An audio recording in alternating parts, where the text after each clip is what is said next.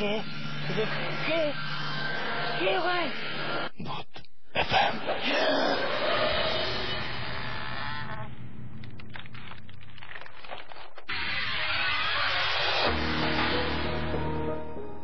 Right, শুনছেন সবসময় radio ফুর্তি, সাথে আছি রাজশাহী এবং চলছে ভূত এফএম।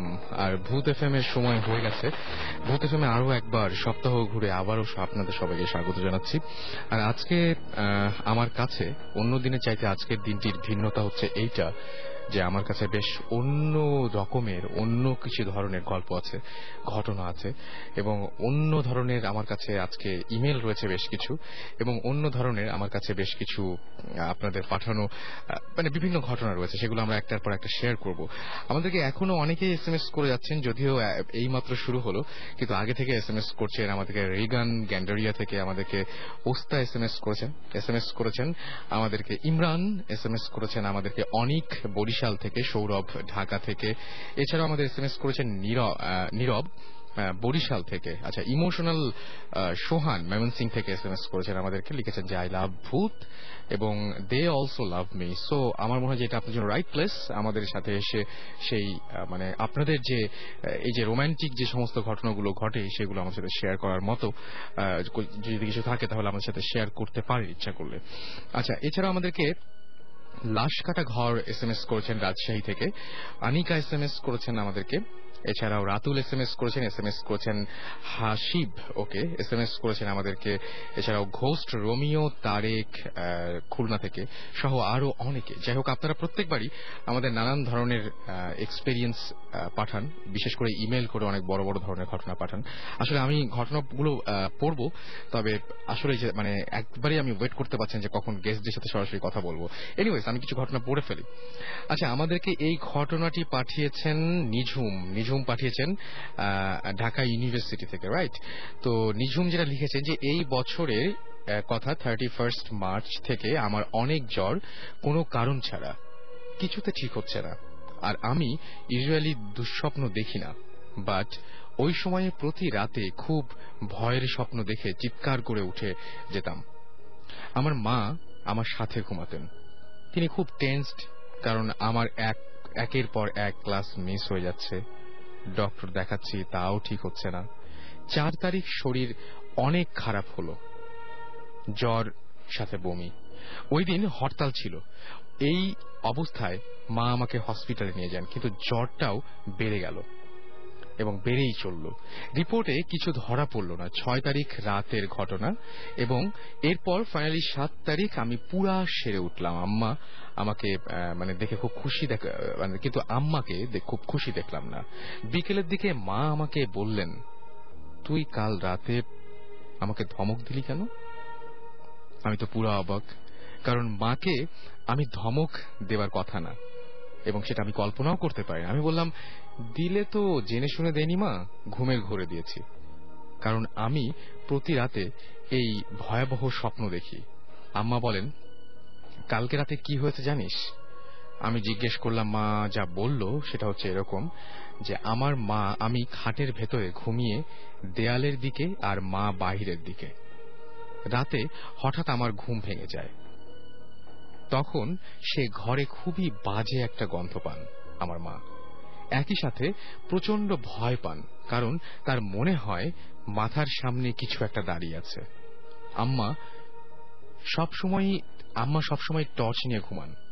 টর্চ জেলে দেখেন মাথার কাছে না, তবে দরজার কাছে ঠিক আমার মতো দেখতে, আমারই পোশাক পরা একটা জিনিস দাঁড়িয়ে, জাস্ট ঘুমন্ত আমার চুল বাঁধা, আর ওটা চুল খোলা, আর আর যেটা মানে আর মানে কি বলবো, একটু ঝাঁকড়া টাইপ ফোলা ছিল সেই চুলটা।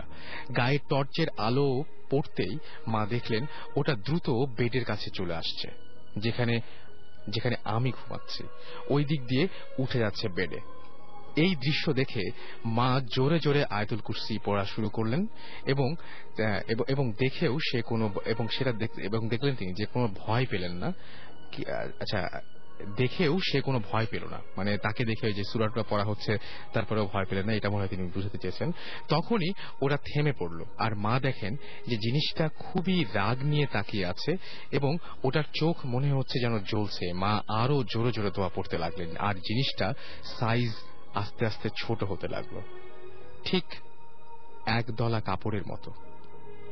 আর সেই সময়ই নাকি আমার ঘুম ভেঙে যায়, আর আমি আম্মাকে ঝাড়ি দেই। আম্মার মনোযোগ নষ্ট হয়ে যায়।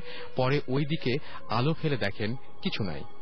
খাট থেকে নেমে লাইট জ্বেলেও দেখেন যে কিছু নাই, সেই গন্ধটাও নাই। মার সারা রাত ঘুমান নাই। পরে জলপট্টি দেবার আগে ভোরবেলা আমার কপালে হাত রেখে দেখেন যে জ্বর আর নাই, আমি পুরো সুস্থ হয়ে গেছি। আমার জ্বর টর তারপর থেকে সবকিছুই ঠিক হয়ে গেছিল। এই ঘটনায় নিঝুমের এবং নিঝুমের মা ঘরের মধ্যে তার মতোই একজন প্রতিকৃতির আরেকজনকে দেখতে পেয়েছিলেন, যে তার মতোই পোশাক পরা, শুধুমাত্র চুলটা একটু অন্যরকম, এবং সে ধীরে ধীরে খাটে উঠে এসেছিল।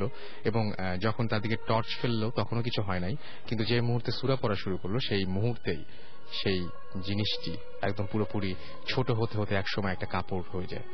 তো এইরকম ঘটনায় নিঝুম আমাদের এসএমএস করেছে, ইমেল করেছেন, থ্যাংক ইউ। এবং আপনাদেরও অনেকেরই হয়তো এরকম ধরনের ঘটনা আছে, যে ঘটনাগুলো ইচ্ছে করলেই আপনারা শেয়ার করতে পারেন। দুভাবে শেয়ার করতে পারেন আমাদের সাথে আপনার ঘটনা। একটা হচ্ছে এসএমএস এর মাধ্যমে, এবং এসএমএস এর মাধ্যমে খুব ছোট করে আপনার ঘটনাটা পাঠিয়ে দিতে পারেন আমাদের কাছে। সেই জন্য যেটা করতে হবে, মোবাইলের মেসেজ অপশনে গিয়ে টাইপ করে ফেলতে হবে SHOUT শাউট স্পেস আপনার নাম স্পেস আপনার মেসেজ, পাঠিয়ে দিতে হবে 9840 নাম্বারে। আর যদি আমাদের ইমেল করতে চান তাহলে bhutfm@radiofurti.fm এই ইমেল অ্যাড্রেসে আপনাকে ইমেল পাঠাতে হবে, রাইট?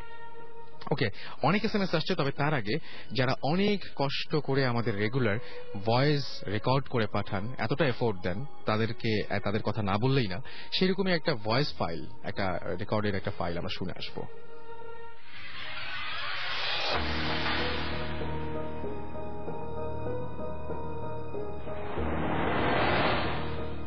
হাই লিসেনার, আমি রাজীব পতেঙ্গা চট্টগ্রাম থেকে বলছি। আজকে আমি যে ঘটনাটি আপনাদের সাথে শেয়ার করব সেটি আমার খুব ক্লোজ ফ্রেন্ডের আপন বড় ভাইয়ের ঘটনা। তার নিজের মুখ থেকে ঘটনাটি শোনা। ভাইয়া ঢাকার একটা নামকরা বেসরকারি হাসপাতালের ইনসেন্টিভ কেয়ার ইউনিটে ডাক্তার হিসেবে কর্মরত। ঘটনাটি যেদিন ঘটে সেটাতে ভাইয়ার নাইট ডিউটি ছিল। রাত 12টা-1টার দিকে প্রচন্ড জ্বর নিয়ে একটা ইয়াং ছেলে ভর্তি হয়।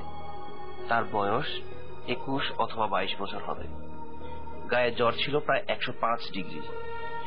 ভাইয়া ছেলেটা সব রকম টেস্ট করেন, কিন্তু কোনো রোগ ধরা পড়ে না সেসব টেস্টে।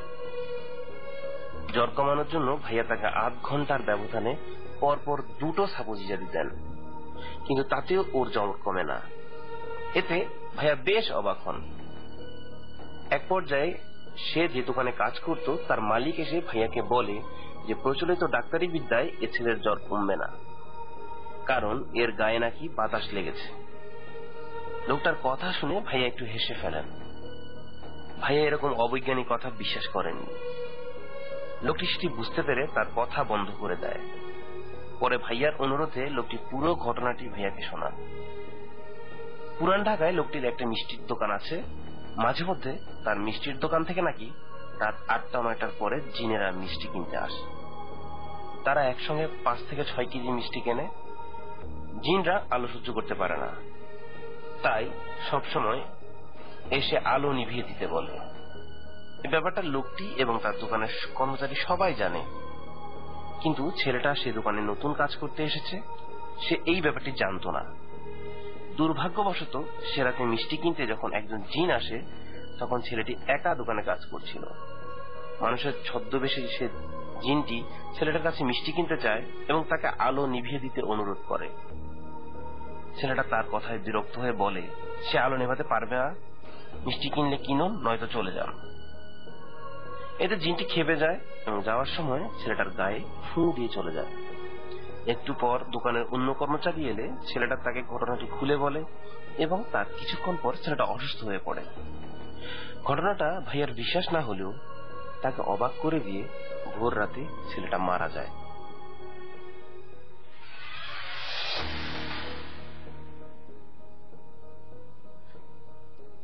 রাইট, পৃথিবীতে অনেক এরকম অদ্ভুত ঘটনা ঘটে এবং তারই একটা প্রমাণ আমরা দেখলাম। এবং আমরা সবসময় বলি যে ভূত এফএম এ সাধারণত যে ধরনের গেস্টরা এসে আমাদেরকে তাদের কষ্ট করে এসে এত রাত্রে এত দূর পর্যন্ত এসে আমাদের ঘটনাগুলো শেয়ার করে যান আপনাদের সাথে, সেই ঘটনাগুলো মোটামুটি একটা কেমন যেন যোগসূত্র থাকে। আমি একটু একটা জ্বরের ঘটনা বলছিলাম, ঠিক এখনো একটা জ্বরের ঘটনা শুনলাম, এবং দুটো ঘটনা যদিও দুই রকম, তারপর এখানে জ্বরটা হচ্ছে কমন। এটা হয়তো হতে পারে এরকম যে হ্যাঁ, এটা আমি ইচ্ছা করে হয়তো দুটো ঘটনা এরকম ইয়ে করতে পারি, যে আলাদা করতে পারি। কিন্তু আমি এমন মাঝে মাঝে এরকম অবাক হতে হয় যে ঘটনাটা আমি আসলে জানি না, এরকম ঘটনা এখানে আসার পরে দেখি যে হ্যাঁ, দুটো ঘটনা প্রায় কাছাকাছি মিলে গেছে, অনেক কিছুর মিল রয়েছে। যাই হোক, আমরা কথা না বাড়িয়ে এখন আরো কয়েকটা SMS পড়ে ফেলবো এবং তারপরে একদম পুরোপুরি গেস্টদের সাথে কথা বলবো। আজকে শিপ্তির জন্মদিন, happy birthday to you Shipti. Ayon লিখেছেন যে I love Bhoot FM, thank you so much. Blood drinker লিখেছেন যে ভৌতি স্টিম কই, স্পেশালি সাকিব ভাই। আচ্ছা, সাকিব ভাই আজকে একটু ঝামেলার মধ্যে পড়েছেন, তবে যে কোনো মুহূর্তেই জিবরান ভাই, সাকিব ভাই চলে আসতে পারে, আমি চাই না। হীরা লিখেছেন মিরপুর, ভূত এফএম জোস, আমি নতুন বন্ধু, ওয়েলকাম জানাচ্ছি আপনাকে এবং আশা করছি যে এখন থেকে রেগুলার আমাদের সঙ্গে থাকবেন। আমাদেরকে ফাইয়া লিখেছেন খুলনা থেকে যে আই লাভ ভূত এফএম এবং উই লাভ ইউ টু। আর গ্রেভ অন 7th ফ্লোর, আমরা একটা মুভি দেখলাম কিছুদিন আগে যে ভ্যানিশিং অন 7th এভিনিউ, এরকম টাইপের একটা মনে হয় মুভি আছে। সো এর নামটা প্রায় ওই রকম ধরনের আর কি। বোকাভূত লিখেছেন হাই, আমি বোকাভূত, ওকে, চালাক হওয়ার দরকার নাই। আর এক্সক্লুসিভ ঘোস্ট আমাকে বলেছেন যে I wait for every Friday night, ওকে।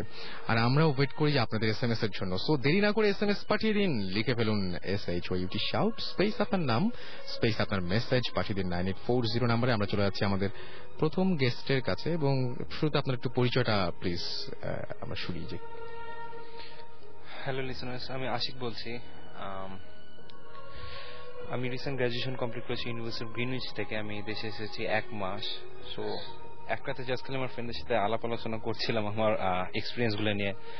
এখন এটাকে আপনারা যদি প্যারানরমাল অ্যাক্টিভিটিস বলে ডিসাইড করতে চান আপনারা করতে পারেন, আবার যদি আমরা লজিক্যালি চিন্তা করতে যাই সেভাবে হতে পারে। এখন এটা বিচারের দায়িত্ব আপনাদের উপরই। একদম, আমরা সবসময় সেই দায়িত্বটা একদম তাদের উপরে দেবো, কারণ অনেক সময় অনেকে বলেন যে হ্যাঁ এগুলো হয় নাকি বা এরকম মানে বলতেই পারেন, কারণ এগুলো এমন একটা ঘটনা যে মানে এমন একটা ব্যাপার, এমন একটা বিষয় নিয়ে আমরা আলোচনা করি যে বিষয়টা আসলে প্রমাণ করে কোনো কিছু বলা যাবে না। সো কিন্তু আমি যেটা বলবো যে আমি আসলে একেবারে মানে খুবই ওয়েট করছিলাম আজকে পুরোটা সময়। আমার মনে হচ্ছিল যে কখন আপনার ঘটনাটা সবাইকে শোনাবো এবং সেই ঘটনাগুলোর খুবই অদ্ভুত। আমরা কোথা থেকে শুরু করবো? আমরা একদম প্রথম থেকে শুরু করি না? শুরু করতে পারি ছোটবেলা থেকে কাহিনী। ওকে, আমি আবারও বলে নিচ্ছি যে আমি প্রিটেন্ড করছি না যে আমি যা বলছি তা সত্যি, মানে আমি একদম 100% রাইট হতে পারে, আমার মনের ভুল, তারপর বলে যাচ্ছে যেটা আমি তাহলে মাঝখানে একটা কথা বলি যে যারা এই ঘটনা নিয়ে যদি কোনো কিছু বলতে চান বা কোনো যদি মতামত থাকে শুনতে যদি ইচ্ছা করে তাহলে আমাদের SMS করতে পারেন, ওই শাউট লিখে স্পেস দিয়ে আপনার নাম লিখে স্পেস দিয়ে আপনার মেসেজ লিখে পাঠিয়ে দেবেন 9840 নম্বরে এই গল্প বা এই ঘটনা সম্পর্কে যে কোনো মতামত আপনার। ওকে, হ্যাঁ, থ্যাংক ইউ। প্রথমে বলতে গেলে যে যখন ক্লাস 2-তে পড়ি তখন আমরা আমাদের খিলগাঁও বাসায় শিফট হয়ে গিয়েছিলাম। আমাদের খিলগাঁও বাসাটা ছিল অ্যাকচুয়ালি একটা অফিসার্স কোয়ার্টার, বাট সেটা অনেক পুরানো ছিল, লাইক 50 years old। সো ওই বাসা আমরা ছিলাম আমার ইন্টারমিডিয়েট পর্যন্ত, দেন আমরা শিফট করেছি আমাদের উত্তরা বাসায়, আমাদের নিজেদের বাসায়। তো আমাদের বাসাটা ছিল অ্যাকচুয়ালি অনেক বিশাল, লাইক 10টা রুমের মতো ছিল, এবং আমার যে রুমটা ছিল ওই রুমটা যদি আমি দরজা লক করে দিতাম, like it's separate from the outer world. So একটা অন্যরকম একটা পরিবেশ ছিল আমার নিজের রুমটার মধ্যে। ওকে, সো যেটা তো প্রথম যাওয়ার পরে দেখা যেত ওটা ছিল 3তলা বাড়ি, আমরা থাকতাম দোতলায়।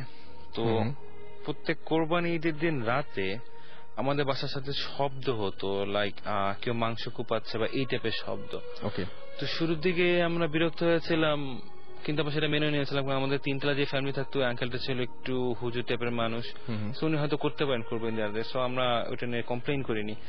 বাট কোন এক ঈদের দিন রাতে সেম প্রবলেম যখন হলো তখন আমরা কমপ্লেইন করলাম আঙ্কেলের কাছে যে আঙ্কেল এটা কি রাত 1টা-2টা বাজে আপনার এখন মাংস কুয়া যাচ্ছেন, আমরা তো ঘুমাবো। তো আঙ্কেল এসে বলল যে না এটা এমন কিছু না, আমরা তো ঘুমাচ্ছি, তাহলে শব্দ? তখন আঙ্কেল বলল যে এটা কিছু না, ক্ষতি করবে না। আঙ্কেল শুধু এইটুকুই বললো। ওকে। তারপর পরে যা বলার আঙ্কেল বুঝায় বললো।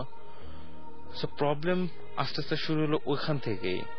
যেমন তখন আমি পড়ি হয়তো ক্লাস 6 or 7 এর দিকে। সো আমার যে জানলা ছিল, আমার জানলার পাশে একটা আম গাছ ছিল, আমার যতটুকু খেয়াল আছে, কিন্তু জানলার পাশে কোনো কার্নিশ বা কোনো কিছু ছিল না, বা কোনো বাউন্ডারি ওয়াল, মানে কোনো মানুষ দাঁড়ানোর মতো কিছু ছিল না। সো এক রাতে আমার ঘুম ভেঙে গেল। ঘুম ভেঙে আমি জানলার দিকে তাকিয়ে দেখি একটা মেয়ে দাঁড়ানো। মেয়েটার চেহারা আমার ঠিক খেয়াল নেই, কিন্তু কম এজের হবে। শাড়ি পরা হচ্ছে, আমার ড্রেস আপ গুলা খেলা আছে এক্স্যাক্টলি, সাদা শাড়ি পরা, লাল পাড় পরা, এবং মাথায় একটা টিপ আছে, লাল টিপ। আমি যখন মেয়েটার দিকে তাকালাম, মেয়েটা জাস্ট হেঁটে চলে গেল বা ভেসে চলে গেল, কত আমার জানলা থেকে সরে গেল। সে জানলা থেকে যখন সরে গেল, একটা নূপুরের শব্দ মনে হলো আমার কানের কাছে বেজে উঠলো। আমি একটু হতভম্ব হয়ে আমার বিছানা থেকে উঠে, পাশে আমার পড়ার টেবিল ছিল, পড়ার টেবিলে ওখানে চেয়ারে বসে আছে। কতক্ষণ বসেছিলাম আমি জানি না, সেটা ভোর পর্যন্ত আমি বসেই ছিলাম। যতক্ষণ বসেছিলাম ততক্ষণ আবার দেখছি যে আমার বিছানার মধ্যে সাপোজ কেউ মানে মোড়ামুড়ি করছে, এরকম একটা শব্দ। আমার খেয়াল নেই এক্সাক্ট কতক্ষণ আমি বসেছিলাম, কিন্তু আমার বড় বোন এসে আমাকে ধাক্কা দিল, কি আছে তোর, কি হয়েছে, তখন জিজ্ঞাসিস কেন? তখন আমার হয়েছে, তখন বললাম না কিছু হয়নি। আমি তাকে বলিনি ঘটনাটা কি, তাকে পরে বললাম যে ঘটনা কি। এটা শুনে আমার আম্মা একটু চিন্তিত হয়ে গেল। আর আমার আম্মা যেটা ছিল, উনি একটু এসব হুজুর বা এসব বিলিভ করতেন।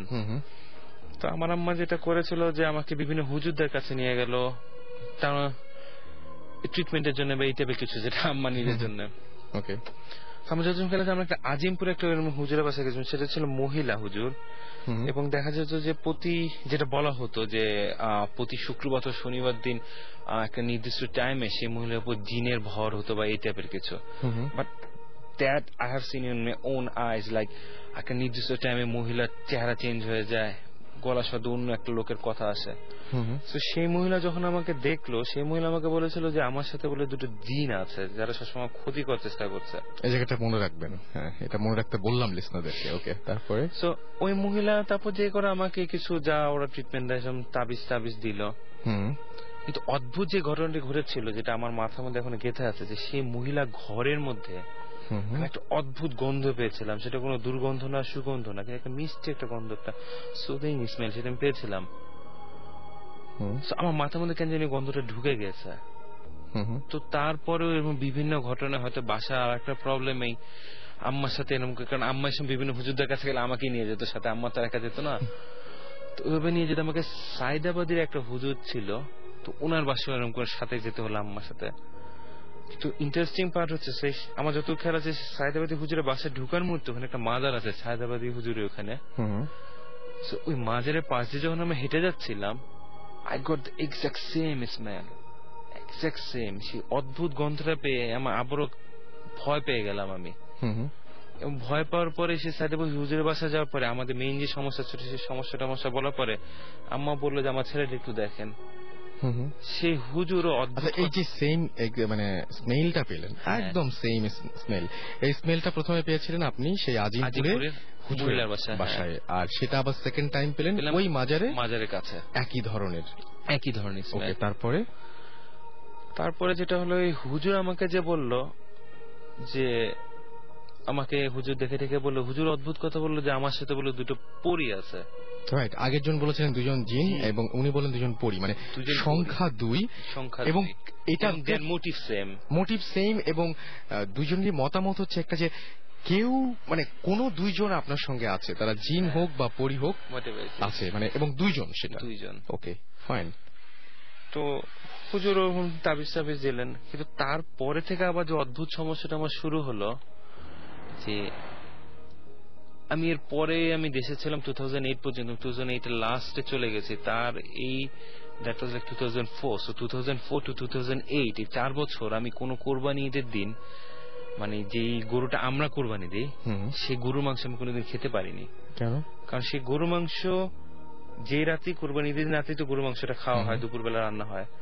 আমি যদি মাংসটা খাই, আমি আবার সে আগের গন্ধটা পাই, যে গন্ধটা আমি সেই হুজুর দুইটা বাসা পেয়েছিলাম, সে একই গন্ধ, সেম গন্ধ। কত হচ্ছে গন্ধ পাওয়ার পর আমার মাথা মানে পাগলের মতো আচরণ করতে থাকি। আমি আমার বাসার লোকজন থেকে দেখে বন্ধু কেটে দেখ তোরা গন্ধ পাচ্ছিস কিনা, তারা কিন্তু গন্ধ পাচ্ছে না, রাইট, গন্ধটা শুধু আমি পাই। সো আমরা পরে 2005 এর দিকে আমরা খিলগা বাসা ছেড়ে উত্তরা বাসায় শিফট করলাম। সো যে প্রবলেম যেটা ছিল, এটা যদি বাসার প্রবলেম হয়ে থাকতো, রাইট, সো সেটা খিলগা বাসে স্টপ হয়ে যাওয়ার কথা ছিল।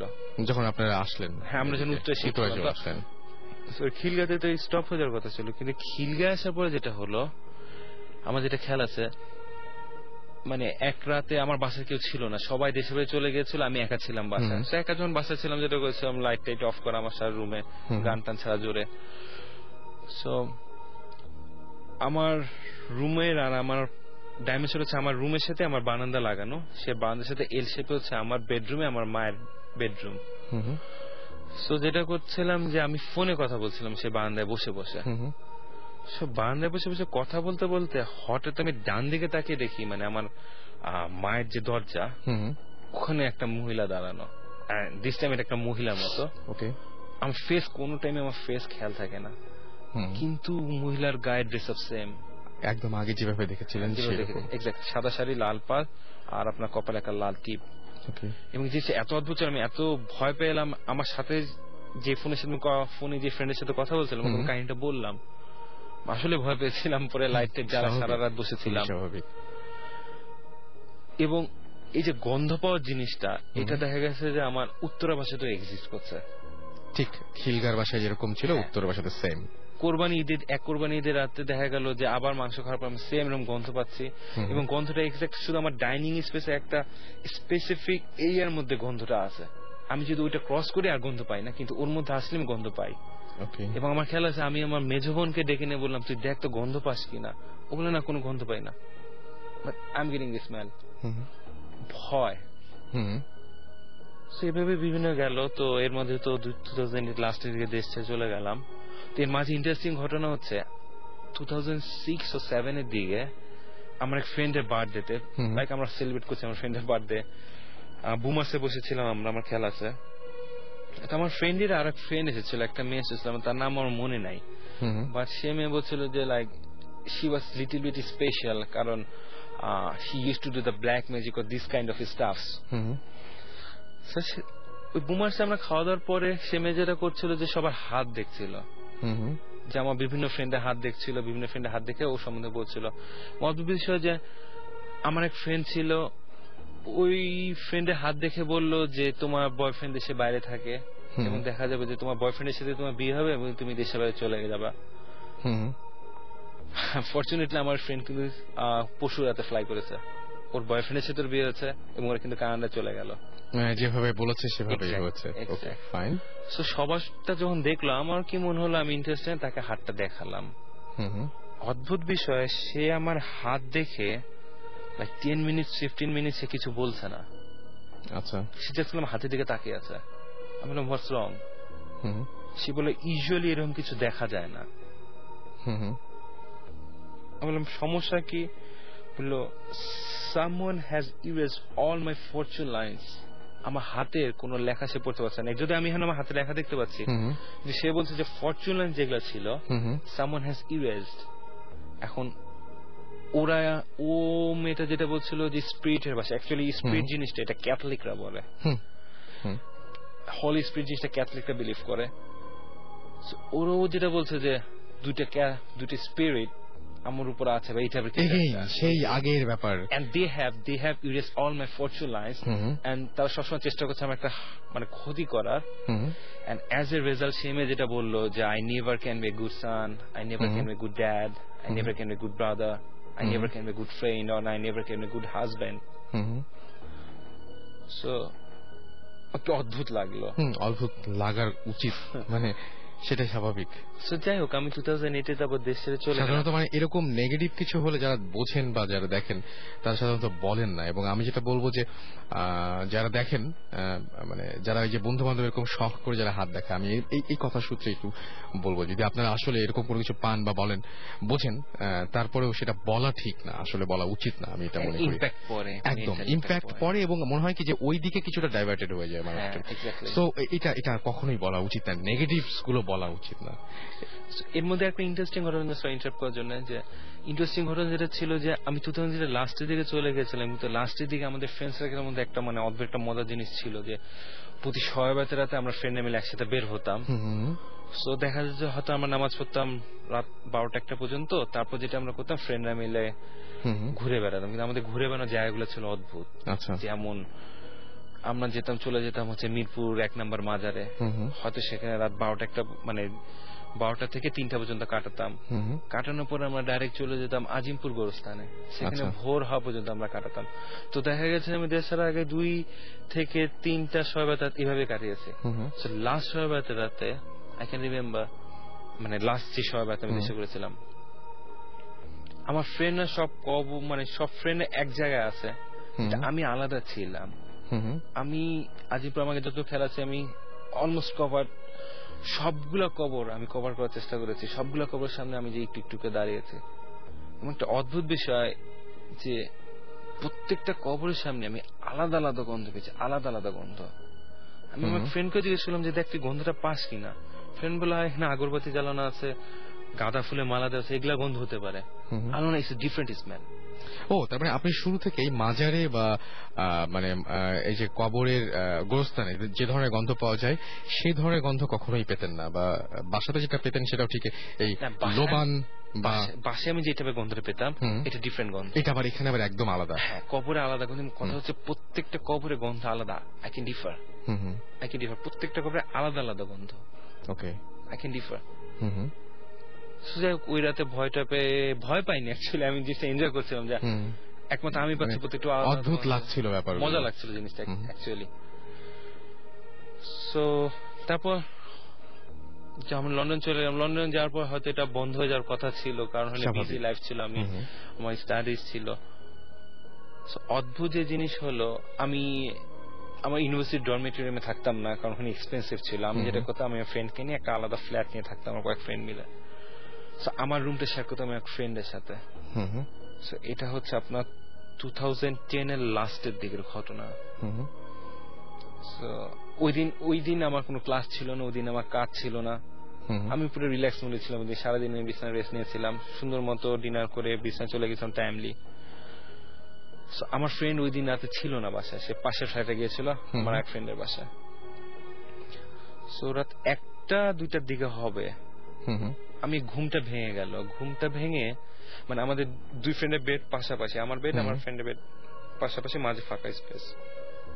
1টা-2টার দিকে ঘুম ভেঙে দেখি আমার ল্যাপটপে গান বাজছিল, লাইট জ্বালানো ছিল, খুবই খুবই এটা মানে নরমাল। হ্যাঁ, সেটাই, মানে একদম নরমাল এবং খুব স্বাভাবিক একটা পরিবেশ। আমি তাকিয়ে দেখি জাস্ট খালি আমার ফ্রেন্ডের বেডটা হচ্ছে, আর ডান পাশে তাকিয়ে দেখি আমার ফ্রেন্ডের বেডে একটা মেয়ে বসে আছে, সেম মেয়ে যাকে আপনি এর আগে কয়েকবার চেহারা আমি কোনোবার চেহারা মনে করতে পারি না, কিন্তু ড্রেস আপ কেমন মনে থাকে, কারণ আর লাল টিপটা বলেন বা সাদা শাড়িটা বলেন, একটা জল মানে চোখে ভাসে আর কি। আমি তাকিয়ে দেখি মেয়েটা আমার দিকে তাকিয়ে আছে। আমি একটু অবাক হলাম। দেন আমি আমার ফ্রেন্ডকে ফোন দিলাম, তুমি কোথায়? বলে আমি তেন অমুকের বাসা আছে, আমার আজকে রাতে আসবো না। বলে কোনো সমস্যা? আমি বললাম না সমস্যা না, তবে তুমি আজকে রাতে চলে আসো। ও বলে আচ্ছা ঠিক আছে, দেখে আমি আসতে চলে আসবো। আমি যে ফোনে কথা বলছি তখন কিন্তু মেয়েটা আমার দিকে তাকিয়ে আছে। আমি যখন ফোনটা রাখলাম, তারপর দেখলাম মেয়েটা ওই বিছানা থেকে উঠে আসলো। উঠেছে জাস্ট খালি আমার পাশে যে বিছানা, মানে আমার বেডের পাশে ওয়াল, সেই ওয়ালে সে হেলান দিয়ে বসে আমার দিকে তাকিয়ে আছে। আমি মেয়েটার দিকে তাকিয়েছি, সে কিন্তু আমার সাথে কোনো কথা বলছে না বা আমাকে টাচ করার চেষ্টা করছে না, কিছু না। আমি তাকিয়ে থেকে নিয়ে তারপর আমাদের কিচেনটা ছিল ডাউন স্টেয়ারে, আমি আমার কিচেনে গেলাম, কিচেনে যে চা বানালাম, চা খেলাম, চা কিনে আমার রুমে যখন ব্যাক করলাম, ব্যাক করে দেখি নেই। ওই রাতে আমি ঘুমাইনি, আমার ফ্রেন্ড ব্যাক করেছিল রাত 5টার দিকে। 5টার দিকে যখন সে ব্যাক করলো তখন তাকে কাহিনীটা বললাম, সে বিশ্বাস করলো না আর কি, হাসলো। বাট আমি দেখেছি সেম ঘটনা। এবং আমি একটা জিনিস খুবই অবাক হচ্ছে যে আমি এটা ভূত এফএম এর শুরুর দিকেও বলেছি যে এই একই ধরনের ঘটনা আমি ফিল করেছি। এবং আপনার যে বর্ণনায় যে কালো শাড়ি এবং লাল পাড়, না সাদা শাড়ি লাল পাড়, আমারটা আবার খুব অদ্ভুত টাইপের ছিল যে কালো শাড়ি লাল পাড়, এরকম ধরনের একটা। এবং আমি মানে মনে হতো যে হ্যাঁ ফিল করতে পারছি যে এরকম ঘটনা ঘটছে, এবং আমি একজনের সাথে শেয়ার করেছিলাম ঘটনাটা। কি অদ্ভুত ব্যাপার যে তাকে আমার পুরোটা বলতে হয়নি, তার আগে সে নিজেই বলে ফেলেছিল যে আচ্ছা তাই নাকি, আপনার ঘটনা তো এইরকম, এবং কিছু সলিউশনও দিয়েছিল। সো আমি জানি না যে আপনার সেই সলিউশনে কোনো কাজ হবে কিনা, বা আপনারও আমার মতন কালো পোশাকের প্রতি, মানে কালো ড্রেসের প্রতি আগ্রহ আছে কিনা। একদম একদমই পছন্দ করেন না, বাট আমি হচ্ছে অনেক বেশি পছন্দ করতাম। তো আমাকে বলছিলেন যেগুলো মানে এই কালারটা অ্যাভয়েড করতে।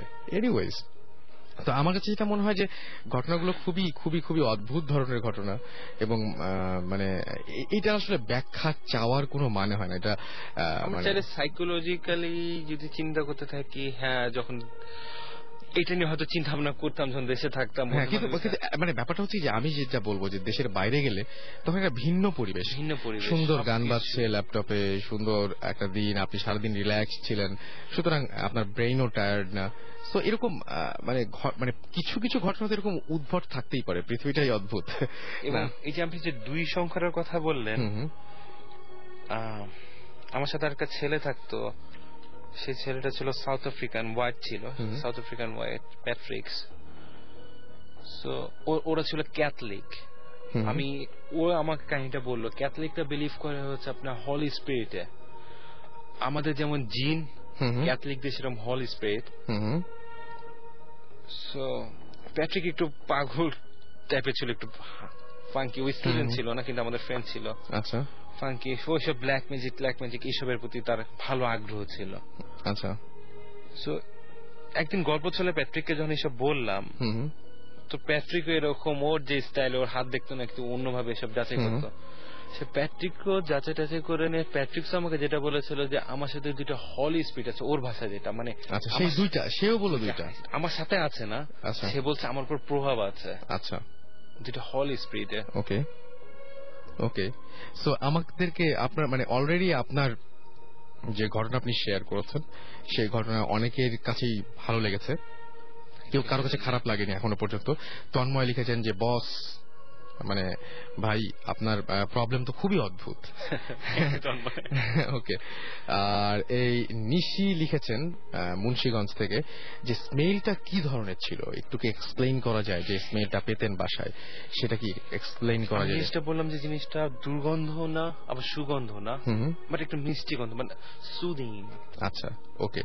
সো মানে এই ঘটনাটা আসলে মানে গন্ধটা ঠিক ভাষায় বোঝানো যায় না। আর আচ্ছা, একটা রাফি আমাদের SMS করে বলছেন, ভাইয়া এখনো কি আপনার সেই প্রবলেমগুলো হয়, যে প্রবলেমগুলো হতো? এটা তো লাস্ট 2010, সুতরাং 11, সুতরাং মানে ঘটনাগুলো এখনো চলছে, ঘটনাগুলো এখনো শেষ হয়নি। এবং আচ্ছা, তিনি যেটা বলছেন যে আচ্ছা না, নঈম যেটা বলেছেন যে কবরে গিয়েও মানে যে সমস্ত গোরস্থান যখন গিয়েছিলেন তখন সেম স্মেলটা পেয়েছেন কিনা, সেম না, তখন অন্য, তখন ডিফারেন্ট, একটা কবরে আলাদা আলাদা আলাদা ধরনের। ওকে, সো আচ্ছা, সো অনেকে অনেক ধরনের কোয়েশ্চেন করছেন, এই কোয়েশ্চেনগুলো আপনারা আরো পাঠাতে থাকবেন। আমরা যেটা বলবো যে আপনারা SMS করুন, আমাদেরকে লিখে ফেলুন SHOUT শাউট স্পেস আপনার নাম স্পেস আপনার মেসেজ, পাঠিয়ে দিন 9840 নম্বরে। আমরা একটা ছোট্ট ব্রেক নিয়ে আবারও ফিরে আসছি। স্টে টিউন টু রেডিও ফুর্তি।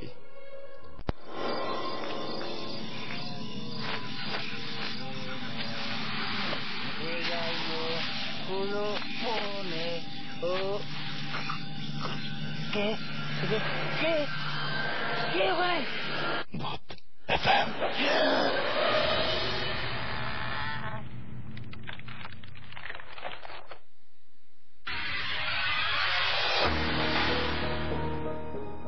রাইট, এত রাত্রে যদি প্রশ্ন করেন কে ওখানে, উত্তর মিলবে একটাই, সেটা হচ্ছে ভূত FM। আপনারা SMS পাচ্ছি আপনাদের, এবং SMS এর জন্য অনেক অনেক ধন্যবাদ। আসলে কি বলে ধন্যবাদ দিব জানি না, ধন্যবাদই বলতে পারি। আফসার আমাদের সিলেট থেকে SMS করেছেন, নূর SMS করেছেন, এছাড়াও আমাদেরকে SMS করেছেন যে সাফিয়া না শিফা SMS করেছেন, সুজন SMS করেছেন সোহাগ SMS করেছেন, আফরিন, এছাড়াও ফাগুন SMS করেছেন আমাদেরকে, তানভীর SMS করেছেন, ঘোষ কিলার SMS করেছেন, এছাড়াও আমাদেরকে আরো অনেকে SMS করেছেন। সো যারা SMS করতে চান তাদেরকে SMS করার নিয়মটি আরো একবার বলে দিচ্ছি, সেটা হচ্ছে লিখে ফেলুন SHOUT শাউট স্পেস আপনার নাম স্পেস আপনার মেসেজ, আর পাঠিয়ে দিন 9840 নাম্বারে। আমাদের কাছে আরো অনেক অনেক অনেক অনেক ঘটনা আছে এবং সেই ঘটনাগুলো মানে আজকে অনেক ঘটনা বলে শেষ করা যাবে না। সো আমরা আবারও চলে যাই আমাদের সেকেন্ড যে গেস্ট রয়েছে তার কাছে। আপনার নামটা বলবেন প্লিজ। হ্যালো লিসনার, আসসালামু আলাইকুম। আমার নাম নজরুল ইসলাম। এখন আমিও শুনছি, আমিও লিসনার। ওয়ালাইকুম আসসালাম। আমি এসছি মতিঝিল থেকে। আমি হাবিবুল্লাহ বার কলেজে অ্যাকাউন্টিং এ অনার্স করছি, থার্ড ইয়ারে আছি। ওকে, প্রথমে সকলকে সরি বলে নিচ্ছি, কারণ গত 2-3 দিন ধরে আমরা একটু সর্দি ভাবতো, যার কারণে কোনো ব্যাপার না, একটু নরমাল আসছে। কোনো ব্যাপার না, আপনি তো গান গাইবেন না। আচ্ছা, যাক, ঘটনা আসলে আমার জীবনে অনেক ঘটনাই আছে। কারণ আমি ফার্স্টে আপনাকে বলছিলাম যে আমার বাবা, উনি তো একজন গ্রামের সাধারণত মুন্সি বলছিলাম, উনি মুন্সি বলে সকলে চিনে। উনি তো এই যদি কারোর ঘাড়ে ভূত লাগে তাহলে উনি এটা ট্রিটমেন্ট দেয় বা ভূত ছাড়ানোর। ভূত না জিন? কোনটা? জিন, সরি জিন। ওই জিনকে আমরা ভূত বলি, যেটা হচ্ছে যেটা খুব খারাপ টাইপের যেগুলো, ওগুলোকে ভূত বলা হয় সাধারণত। হ্যাঁ, মানে ব্যাপারটা হচ্ছে কি যে জিন ছাড়ানো যায়, ভূত ছাড়ানো যায় কিনা আমি জানি না। হ্যাঁ, সেটাই। যেমন উনি যখন এই ধরনের কাজগুলো করে, মানে যখন এই ধরনের কাজগুলো করে তখন ওই ইফেক্ট গুলা অনেক সময় আমাদের উপরে পড়ে। আচ্ছা, এটা অনেক ঘটছে, কখনো আমার আম্মুর উপরে, কখনো আমাদের উপরে, অহরহ ঘটে থাকে। তো আমার এই ধরনের অনেকগুলো ঘটনা আছে, কিন্তু সব থেকে আমার জীবনে নিজের ক্ষেত্রে সব থেকে বেদনাদায়ক যে ঘটনাটা, যেটা আমাকে এখনো খুব কষ্ট দেয় এবং ওই দিনটাকে আমি খুব স্মরণ করি, সেই ঘটনাটা আমি এখন আপনাদের সামনে বলবো প্লিজ। তখন হয়তো আমি খুব মনে পড়ছে না, ক্লাস 6 কিংবা 7 পড়ি। তখন আমি আগে আমাদের বাড়ির লোকেশনটা বলি। আমাদের গ্রামের বাড়িটা হচ্ছে যশোর শহর থেকে 8 থেকে 10 কিলো দূরে হবে, গ্রাম। আর সবাই তো জানেন যে গ্রামের বাড়িতে কেমন, সর্বদা গরু থাকে, ছাগল থাকে, সব জাস্ট গ্রাম্য পরিবেশে আমাদের। ঠিক আমাদের বাড়িটাও এমন। তো যখন আমি একজন গ্রামের ছেলে, গ্রামে থাকি, গ্রামের মতোই বাস করতে হয়, গ্রামের মতো সব কাজ করতে হয়। তো ওই বয়সে আমি যখন ক্লাস 7 পড়ি, তখন আমাদের বাড়িতে আমাদের একটা গাভী ছিল, খুব সুন্দর, এবং একটা বাছুর ছিল। এটা সাধারণত আব্বুই দেখাশোনা করতো, তবু যখন আব্বুর অনুপস্থিতিতে এটা আমি মাঝে মধ্যে দেখাশোনা করতাম। আচ্ছা, যেটা ঘটলো, ঘটনার দিন একদিন আব্বু এবং আম্মু দুজনে কোথায় যেন বেড়াতে গেছে। জাস্ট বড় ভাইয়াও বাসায় নাই, আর কেউ না, জাস্ট আমি আর আমার ছোট ভাই দুজনে বাসায়। ঘটনা ঘটছে বিকালবেলা। সাধারণত যখন সন্ধ্যা হয়ে যায় তখন কি করতে হবে, গাভীটাকে বাসায় আনতে হবে, তারপরে আদার যে কাজগুলা করতে হবে সেগুলাই করবো। আমি জাস্ট মাগরিবের আজানের 20 মিনিট আগে আমি আমাদের বাড়ির পাশে মাঠে গেছি গরু আনতে, আমাদের গাভীটা আনতে।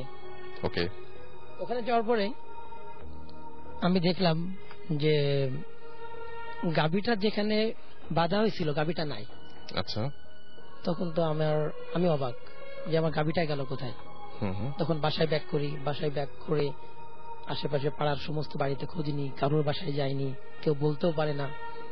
কিন্তু এখন তো আমি পড়ে গেছি দুশ্চিন্তায় যে আমি কি করব, যেহেতু বাসায় কেউ নাই, আমি একা, আর আমার ছোট ভাই ও তো অনেক ছোট, কি করব। তারপর যাক খোঁজাখুঁজি করলাম গ্রামের ভিতরে, মাগরিব আজান হলো, নামাজ পড়লাম। নামাজ পড়ার পরে চিন্তা করলাম যে দেখি মাঠে আর একবার যাই, যদিও দেখে আসছি তবু আর একবার যাই। তখন হালকা হালকা অন্ধকার হচ্ছে মাত্র। আমি আমার ছোট ভাই, ওর নাম আব্দুল আজিজ, ওকে নিয়ে আমি মাঠের দিকে গেলাম। আচ্ছা, যখন মাঠে পৌঁছালাম তখন আমার ছোট ভাই বলতেছে, ভাইয়া ওই যে গরু। অর্থাৎ ঠিক সে বলতেছে যে মাঠের মাঝখানে গরুটা। আমি দেখছি যে আমাদের যে গাভীটা ও ঘাস খাচ্ছে আর বাছুরটা ছুটে বেড়াচ্ছে পাশে। তখন আমি কি করলাম, আমি ও ছোট ভাইটাকে নিয়ে আমি আস্তে আস্তে ওদিকে আগাচ্ছি। আচ্ছা, ঠিক আমি যতটা আগাচ্ছি গরুটা ততটা পেঁচাচ্ছে, ওদিকে দূরে সরে যাচ্ছে। মনে হচ্ছে যে মানে দূরত্বটা বাড়ছে। কিন্তু আমার যে দূরত্বটা বাড়ছে এটা আমি খেয়াল করতেছিলাম, কিন্তু জাস্ট আমার একটা লক্ষ্য যে আমি গরুটা আনতে যাচ্ছি। এই করতে করতে যখন আমি ঠিক মাঠের মাঝখানে পৌঁছালাম তখন দেখি যে না, মাঠের মাঝখানে তো গরু নাই। আচ্ছা, আমাদের মাঠটা ছিল 2টা মাঠ, 2টা মাঠের ঠিক মাঝখান দিয়ে রাস্তা। রাস্তাটা পুরো ফাঁকা, ওই রাস্তার ওই পাশে একটা মাঠ, এই পাশে একটা মাঠ। এখন রাস্তার ঠিক মাঠের মাঝখানে যে যখন দেখলাম যে গরু নাই, তখন আমি খেয়াল করে দেখলাম যে আমি যে আমার যে গাভীটা দেখছি ওইটা ওই যে দুই মাঠের মাঝখানে যে রাস্তাটা, ওই রাস্তার উপরে। আচ্ছা। গরু, গাভী এবং বাছুর দুইটা দাঁড়ানো আছে। তখন আমি ভাবলাম হয়তো আগে ভুল দেখছি, হতেই পারে। তারপর শুধু ভুল দেখছি এটা ভাবলে হবে না, তারপর ভাবতেছি যে মনে মনে ভয় লাগছে কি দেখলাম না দেখলাম। আচ্ছা। তখন আমি একটু কোরআন তেলাওয়াত করতে পারি মোটামুটি। আমি সূরা ইয়াসিন পড়া শুরু করলাম। আচ্ছা। সূরা ইয়াসিন পড়তে পড়তে আমি ওই রাস্তার দিকে যাচ্ছি। আমি রাস্তা থেকে গাভীটা নিয়ে আসি। ওকে। জাস্ট আমি রাস্তার পরে কাছে পৌঁছানো দেখি রাস্তার পরে গরু নাই, আমার গাভীটা ওখানে নাই। আমি যেখানে এত সময় দেখছি, এতক্ষণ ধরে দেখছেন এবং এত কষ্ট করে আসলেন, তারপরে দেখছেন যে সেখানে নাই। তখন তো আমার কান্না ভাব। তখন আমি আমার যেই সূরাগুলো পড়তেছিলাম এগুলো একটু জোরে পড়া শুরু করছি। এখন ছোট ভাইয়া বললো, আমাদের ছোট ভাইটা, ও ভাই বলতেছে যে ভাইয়া গরু বা গাভীটা এখানে দেখলাম না রাস্তার পরে। বলছে হ্যাঁ। তখন কিন্তু বেশ অন্ধকার হয়ে গেছে। আচ্ছা। আমি অলরেডি 1 কিলো পার হয়ে আসছি। এখন যখন আমি দেখলাম ওর পরে নাই, তখন তো আমার অবস্থা এখন এমন অবস্থা যে আমি কি করি। আচ্ছা। তবু আমার কিন্তু এই যে 1 কিলো ব্যাক করে আসছি, এত দূরে আসছি, কিন্তু আমার একটা খেয়াল নাই।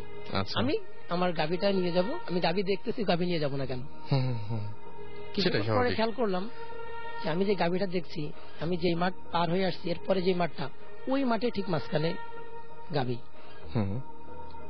তখন ছোট ভাই বললো যে ভাইয়া গাভীটা ওখানে যাবেন? তখন আসলে চিন্তা ভাবনা করে দেখলাম যাবো কিনা। অনেক চিন্তা ভাবনা করে দেখলাম যে আমার গাভী হয়তো আমি ভুল দেখছিলাম আগে, হয়তো অনেক দূর থেকে হয়তো ভুল দেখছিলাম, যার কারণে মাঠের মাঝখানে মনে হয়েছিল, কিন্তু আসলে মনে হয় গাভীটা ওই মাঠেই ছিল। আমি এটা মনে করে তারপরে আমার মনের ভিতরে কিন্তু ভয়, আমার চোখ দিয়ে কিন্তু অলরেডি তখন পানি পড়ছে। আমি ভয় তবুও এখন আগে যে স্পিডে কোরআন তেলাওয়াত করতেছিলাম আরো স্পিড বাড়িয়ে দিলাম এবং আমি হাঁটতেছি। হাঁটতে হাঁটতে যখন ওই মাঠের মাঝখানে পৌঁছালাম, তখন দেখি যে ঠিক গাভীটার কাছে পৌঁছাবো এমন সময় দেখি গাভী আর নাই। আচ্ছা। তখন দুই ভাই চিৎকার করার মতো অবস্থায়, কিন্তু ওইখানে। আচ্ছা, এটা কি হচ্ছিল? হঠাৎ করে কি চোখের সামনে ভ্যানিশ হয়ে যায়, নাকি দূরত্ব বাড়তে বাড়তে হঠাৎ করে দেখেন যে নাই? আমি প্রথমে যখন দেখছি তখন দূরত্বটা দেখছি যে আমার ওখানে আছে, যে ঠিক কাছাকাছি যখন পৌঁছানোর পরে দেখি না আর কই নাই, তো কি দেখছি এত সময়। তখন মনে হচ্ছিল যে আমি এত সময় যেটা দেখছিলাম ভুল দেখছিলাম। তখন আমি নিজেতে বলছি না আমি ভুল দেখছিলাম, এখানে মনে ছিল না। আচ্ছা আচ্ছা। কিন্তু যখন আবার আরেক জায়গায় দেখছি তখন বলছি না ওখানে তো আছে, অন্ধকারের ভিতরে সাদা গাভী দেখা যাচ্ছে। তখন ছোট ভাইয়া বললো ভাইয়া কত দূর আসছেন? তখন আমি খেয়াল করে দেখি আমি অলরেডি 1.5 কিলো পার হয়ে আসছি, এবং এটা এমন জায়গা ওখান থেকে যদি চিৎকারও করি আশেপাশের লোক অনেক হয়তো শুনতে পারবে না, এত মাঠের মাঝখানে। ওকে। তারপরে আমি কি করব, এখন হয়তো ফিরে আসতে হবে। হঠাৎ করে ছোট ভাইয়া বললো যে ভাইয়া বাম দিকে দেখেন, ওই যে গরুটা দেখা যাচ্ছে। অর্থাৎ আমাদের বাম দিকে অনেকগুলো বড় বড় তাল গাছ ছিল, ওই তাল গাছের গোড়াতে বলছে ওখানে হয়তো কেউ বেঁধে রাখছে। যদিও মনে ভয়, তারপরে আমার গাভীটাকে খুঁজতে হবে। আমি ওদিকে হাঁটতে হাঁটতে গেলাম, কিন্তু ওই ঠিক সেম একই অবস্থা। যখনই গাভীটার কাছে যাচ্ছি, কাছাকাছি পৌঁছাচ্ছি, ওখানে কিন্তু দেখি নাই। ওখানে আবার জাস্ট এত সময় কিন্তু আমার মাথায় ছিল না যে আমি কিন্তু তাল গাছের, এবং জানতাম যে ওই তাল গাছের ওই এরিয়াটা খুব ভয়ঙ্কর। আচ্ছা। দিনের বেলা আমরা ওখানে যেতে খুব ভয় পাই, কিন্তু এত সময় কিন্তু মাথায় খেয়াল ছিল না। ওকে। যখনই আমি তাল গাছের গোড়ায় এসে দেখি যে আমার গাভীটা ওখানেও নাই, তখন কিন্তু আমার কি অবস্থা, আমি কি কান্নাকাটা করবো, নাকি বাসায় ব্যাক করবো, না গরু খুঁজবো, কি করবো আমি কিছু মাথায় আসছিল না সেই সময়। তখনই আবার খেয়াল করলাম যে আমি সে তাল গাছের গোড়ায়। তখন আমি চিৎকার করে করে কোরআন তেলাওয়াত করতেছি। আচ্ছা। যখন চিৎকার করে কোরআন তেলাওয়াত করতেছি, করতে করতে এখন ছোট ভাইয়া বলে যে ভাইয়া চলেন বাসায়, হয়তো আমাদের কোন সমস্যা হচ্ছে। আচ্ছা। ঠিক তখন আমি একটু আমার সামনের দিকে তাকাই দেখি আমাদের ওই তাল গাছগুলার পরে একটা খাল ছিল, অর্থাৎ নদী থেকে ছোট যেগুলা খাল বলে ওগুলাকে, ওই খালে মাজা পানির পরিমাণ হবে অল্প চিকুন। ঠিক খালের ওই পারে ঠিক সেম ভাবে গরু ঘাস খাচ্ছে, বাছুরটা ঘুরতেছে। এখন আমি চিন্তা ভাবনা করছিলাম যে আমি পার হয়ে ওই পাশ থেকে গরুটা নিয়ে আসবো। আচ্ছা। এবং আমি হাঁটতে হাঁটতে খালের পাড়ে গেছি। পাড়ে যাওয়ার পরে এখন আমাকে যেতে হবে ওই মাজা পানি পার হয়ে, কিন্তু আমার ওই পাশে যেতে হবে। কিন্তু যখন আমি কিন্তু আমার সেন্স নাই যে আমি এই খালের ভিতরে যাবো, মাজা পানি ভেঙে আমি পাশে যাবো, আমার কিন্তু এটা চিন্তা নাই। আমার চিন্তা হচ্ছে যে আমার তো গাভী আনতে হবে, রাত হয়ে গেছে, বাসায় কেউ নাই, কে বা খুঁজবে, আমি তো খোঁজার একা। আমি যখন খালে নামবো, আমি কিন্তু অলরেডি আমার জুতাটা আমি হাতে নিয়ে ফেলছি। খালে যখন নামবো তখন হঠাৎ করে আমার মাথায় খেয়াল আসলো আমি কি করতে যাচ্ছি, এই মাজা পানির ভিতরে, এখানে তো আমার বিপদ করতে পারে। এবং আমি তখন আমি নিজেকে খেয়াল করলাম যে আমি তো অনেকবার দেখছি, এত সময় কিন্তু আমি এতটা এভাবে নোটেট করিনি যে আমি তো অনেকবার দেখে দেখে দেখে দেখে এই পর্যন্ত আসছি। ওই পাশে যেটা দেখছি এটা তো শিওর যে আমার গাভীটা ওখানে আছে, এটা তো কোনো নিশ্চয়তা নাই, সেটা আবার সরে যেতে পারে, আরো দূরে চলে যেতে পারে। তখন আমি সত্যি রকম ভয় পেয়ে গেছি যে না, আর যাওয়া যাবে না। তখন চিৎকার করে আমি জোরে জোরে ক্লান্ত করতেছি। এবং তখন আমি আমার ছোট ভাইকে বললাম যে ভাইয়া আর যাওয়া যাবে না, ব্যাক করো। তখন দুইজনে, এখন দৌড়াতেও পাচ্ছি না, আবার তখন তো 6-7 পড়ি, অনেক বয়সটা কম, ভয়ে দৌড়াতে পারছি না। ভাবছি যে দৌড়ালে যদি পিছন থেকে তাড়া করে, তখন আমাদের চিন্তা ভাবনা হয়তো এটা জিনটিন এই ধরনের কিছু হবে। পিছ থেকে যে তাড়া করে, খুব স্পিডে হাঁটতেছি। খুব স্পিডে হাঁটার পরে যখন অর্ধেক পথ চলে আসছি, তখন মনে হলো যে না, একটু দেখি পিছনের দিকে কি ঘটছে। অনেকে আবার বলে যে পিছনের দিকে নাকি তাকাতে হয় না, যখন এই ধরনের কোনো ঘটনা ঘটলে পিছনের দিকে তাকাতে হয় না, কিন্তু ম্যাক্সিমাম মানুষই তাকিয়ে ফেলে। কারণ যেটা নিষেধ করা হয় সেটাই আমরা সবচেয়ে বেশি করি, এটাই স্বভাব। পিছনের দিকে তাকাই, পিছনের দিকে তাকানোর পরে দেখি ঠিক এরকম, এর আগে যতদূর দূরত্বে দেখতাম ঠিক এতদূর দূরত্বে দেখতেছি যে আমাদের গাভীটা আছে। কিন্তু আমি আর সাহস পেলাম না যে আমি এবার ব্যাক করবো, ব্যাক করে যে ওখান থেকে যে গাভীটা নিয়ে আসবো, এই সাহসটা আমার হলো না। কি করলেন আপনি তখন? ছোট ভাইকে বললাম যে চলো বাসায় যাই, এটা হয়তো আমরা হয়তো কোনো বিপদে পড়ে গেছি। কারণ তখন আমি একটা জিনিস খেয়াল করছিলাম যে আমি যে কোরআন তেলাওয়াতটা করছি, এই যার কারণে হয়তো এটা আমাকে হয়তো কোনো এফেক্ট করতে পারতেছে না, সরে যাচ্ছে, আমাকে ঘোরাচ্ছে। তখন আমি আস্তে আস্তে কি বাসার দিকে ব্যাক করতেছি। ঠিক বাসার মাঠ পার হব, ঠিক মাঠের পাশে একটা জঙ্গল আছে, বাগান, অনেকগুলা গাছ টাছ। ওইখানে ছোটবেলায় থেকে জানি যে ওখানে নাকি অনেকে রাত্রেবেলা দেখে আগুন ঘুরে বেড়াচ্ছে, আগুন হাঁটতেছে, অনেকেই এটাকে জানে। এবং আমরাও জানি যে ওই বাগানটা ভয়ঙ্কর। কিন্তু আমি যখন আসতেছি বাগানের পাশ দিয়ে, আমার তো এখন ওই বাগানের চিন্তা নেই, আমার চিন্তা হচ্ছে আমি ওই যে গরুর গাভীর পিছিয়ে ঘুরছি, এখন আমাকে তাড়াতাড়ি বাসায় ব্যাক করতে হবে, আমি ভয়ঙ্কর কিছু দেখে ফেলছি।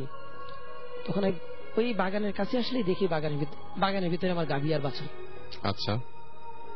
কিন্তু আমার মাথায় তো যে আমার তো মাথায় চিন্তা যে ওইটা ঢুকে গেছে যে না, আমার গাভী তো নাই, আমি তো ভুল দেখছি এত সময়, তাহলে এখনো যেটা দেখছি এটাও ভুল।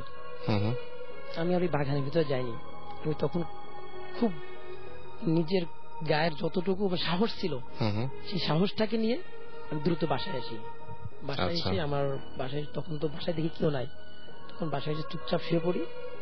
পরে অবশ্য অনেক রাত্রে ভাইয়া আসছিল, ভাইয়া আসার পরে ভাইয়াকে বললাম, আম্মা আসছিল, আম্মাকে বললাম, আম্মাকে বলে বলে তো আমি তো পুরো কান্নাকাটা করে সারা।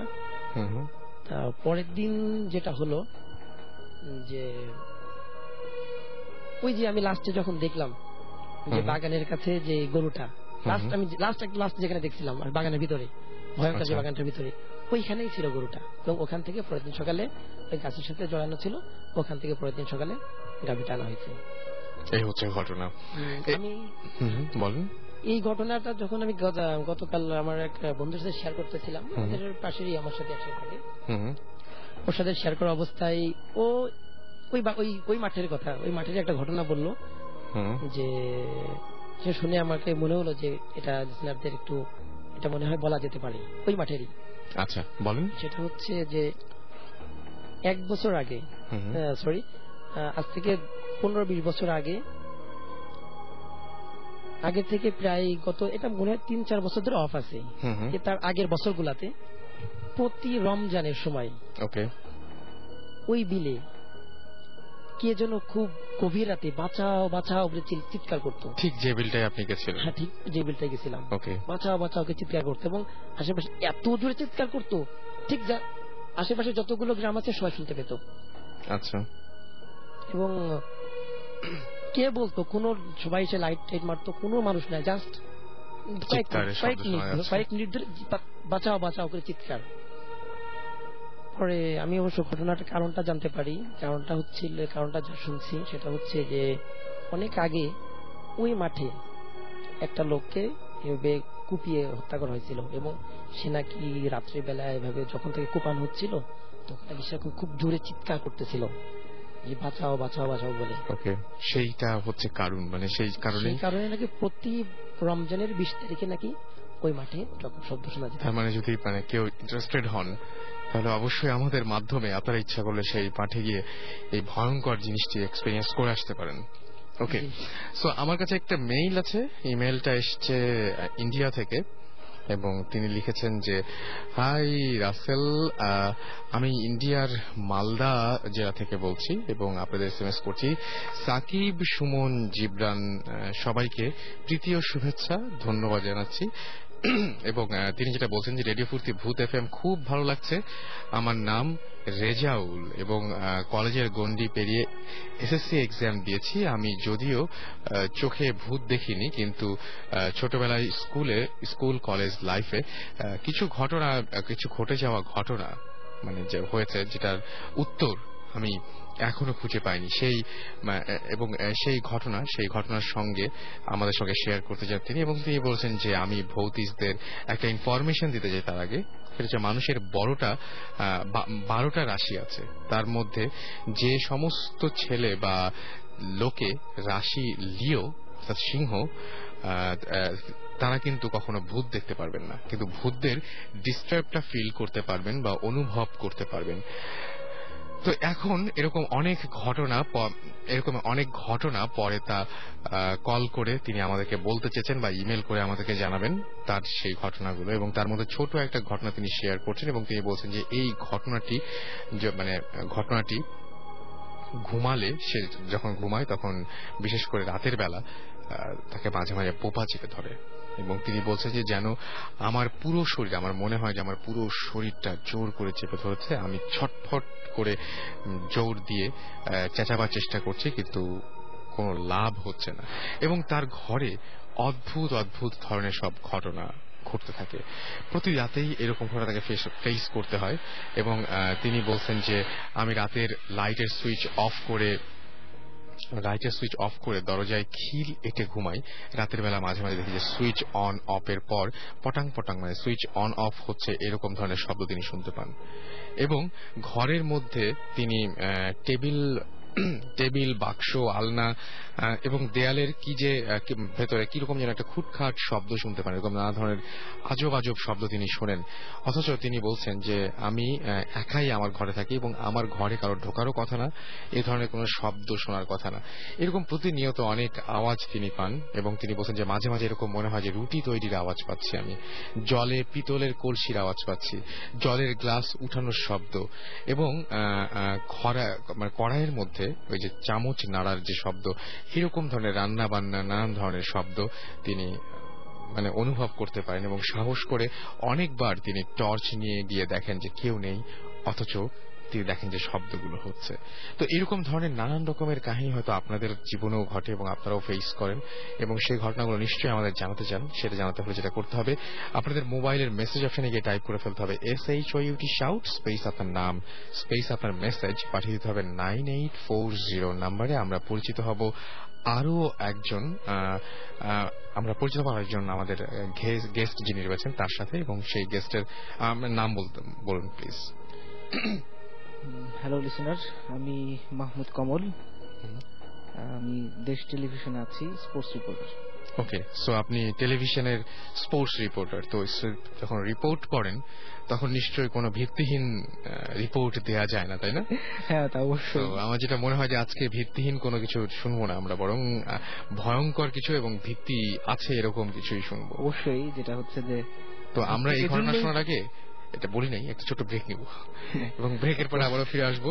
সো যারা সঙ্গে আছেন তারা সঙ্গে থাকুন, স্টেট ইন টু রেডিও ফুর্তি। আমি তার আগে বলে দিই আমাদেরকে SMS করেছেন সৌরভ, SMS করেছেন আমাদেরকে আবু সুফিয়ান, SMS করেছেন আলামিন ভ্যাম্পায়ার, এবং আমাদের SMS করেছেন কি ভূত, আচ্ছা মিরপুর থেকে আমাদের SMS করেছেন ডেঞ্জার ম্যান, ফাজিল ভূত SMS করেছেন, হাসান SMS করেছেন, আমাদের SMS করেছেন হিটলার, এবং এছাড়াও আমি দেখতে পাচ্ছি যে আমাদের আরো SMS করেছেন শাকিল, এবং তিনি বলছেন ভাইয়া আমাদের সবাই প্লিজ, আমরা মুন্সিগঞ্জ থেকে যারা শুনছি তাদেরকে তিনি বলেছেন যে সবাইকে থ্যাঙ্কস জানাতে বলেছেন, সম্ভবত আমি থ্যাঙ্কস জানাচ্ছি।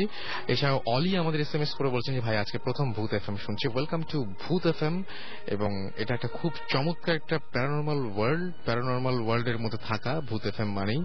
সো মানে ইউ ক্যান স্টে হিয়ার, এবং রেগুলার শুক্রবারই আমরা একসাথে 11:59 শুরু করি, আপনারা ইচ্ছা করে জয়েন করতে পারেন। সালমান লিখেছেন, সালমান খান ভাই কি মানে কেমন আছেন মিস্টার খান? আমি আপনাদের নিউ ফ্রেন্ড, প্লিজ জোরে একটা ওয়েলকাম জানান, ওয়েলকাম টু ভূত FM। এবং সালমান খান দেখি বাংলাও জানে। রাফিদ লিখেছেন ভাইয়া টয়লেটে যেতে ভয় লাগছে, ভয় লাগলেও যান, যত বেশি ভয় লাগুক যান, নাহলে সারা রাত ভয় পাবেন। আর এছাড়া আমাদের আরো অনেকে SMS করেছেন এবং অনেকের SMS নিশ্চয়ই ওয়েট করছে। সো তাদের SMS এর জন্য বলবো যে SMS পাঠানোর সহজ একটা নিয়ম আছে, সেই নিয়মটা আগেও বলেছি, যারা এই মুহূর্তে জয়েন করেন তাদেরকে বলবো ভূত FM SMS করার নিয়মটি হচ্ছে মোবাইলের মেসেজ অপশনে গিয়ে টাইপ করে ফেলতে হবে SHOUT শাউট স্পেস আপনার নাম স্পেস আপনার মেসেজ পাঠিয়ে দেবে 9840 নাম্বার। আর যারা ইমেল করতে চান তারা ইমেল করতে পারেন। ইমেল করার নিয়মটি হচ্ছে ভূত FM BHOOTFM@radiofurti.fm। অবশ্যই আপনার নাম, ঠিকানা এবং ফোন নাম্বার দিবেন। ফোন নাম্বারটা কোনোভাবেই, মানে এটা একদম বিশেষ দ্রষ্টব্য, ফোন নাম্বারটা কোনোভাবেই ভূতুরে হওয়া চলবে না, যেটাতে আপনাকে পাওয়া যাবে সেরকম একটা ফোন নাম্বার দিবেন। এবং অবশ্যই উল্লেখ করলে আরো বেশি ভালো হয় যে স্টুডিওতে এসে আমাদের সাথে ঘটনা শেয়ার করতে পারবেন কিনা। স্টে টিউন, ফিরে আসছি একটু পরেই। Hi, I'm Babasha Siddiq. Airtel and Radio Furti First Youngster of the Month. All music are produced by Studio 58. জল কণা উড়ে যায় পথ ভুলে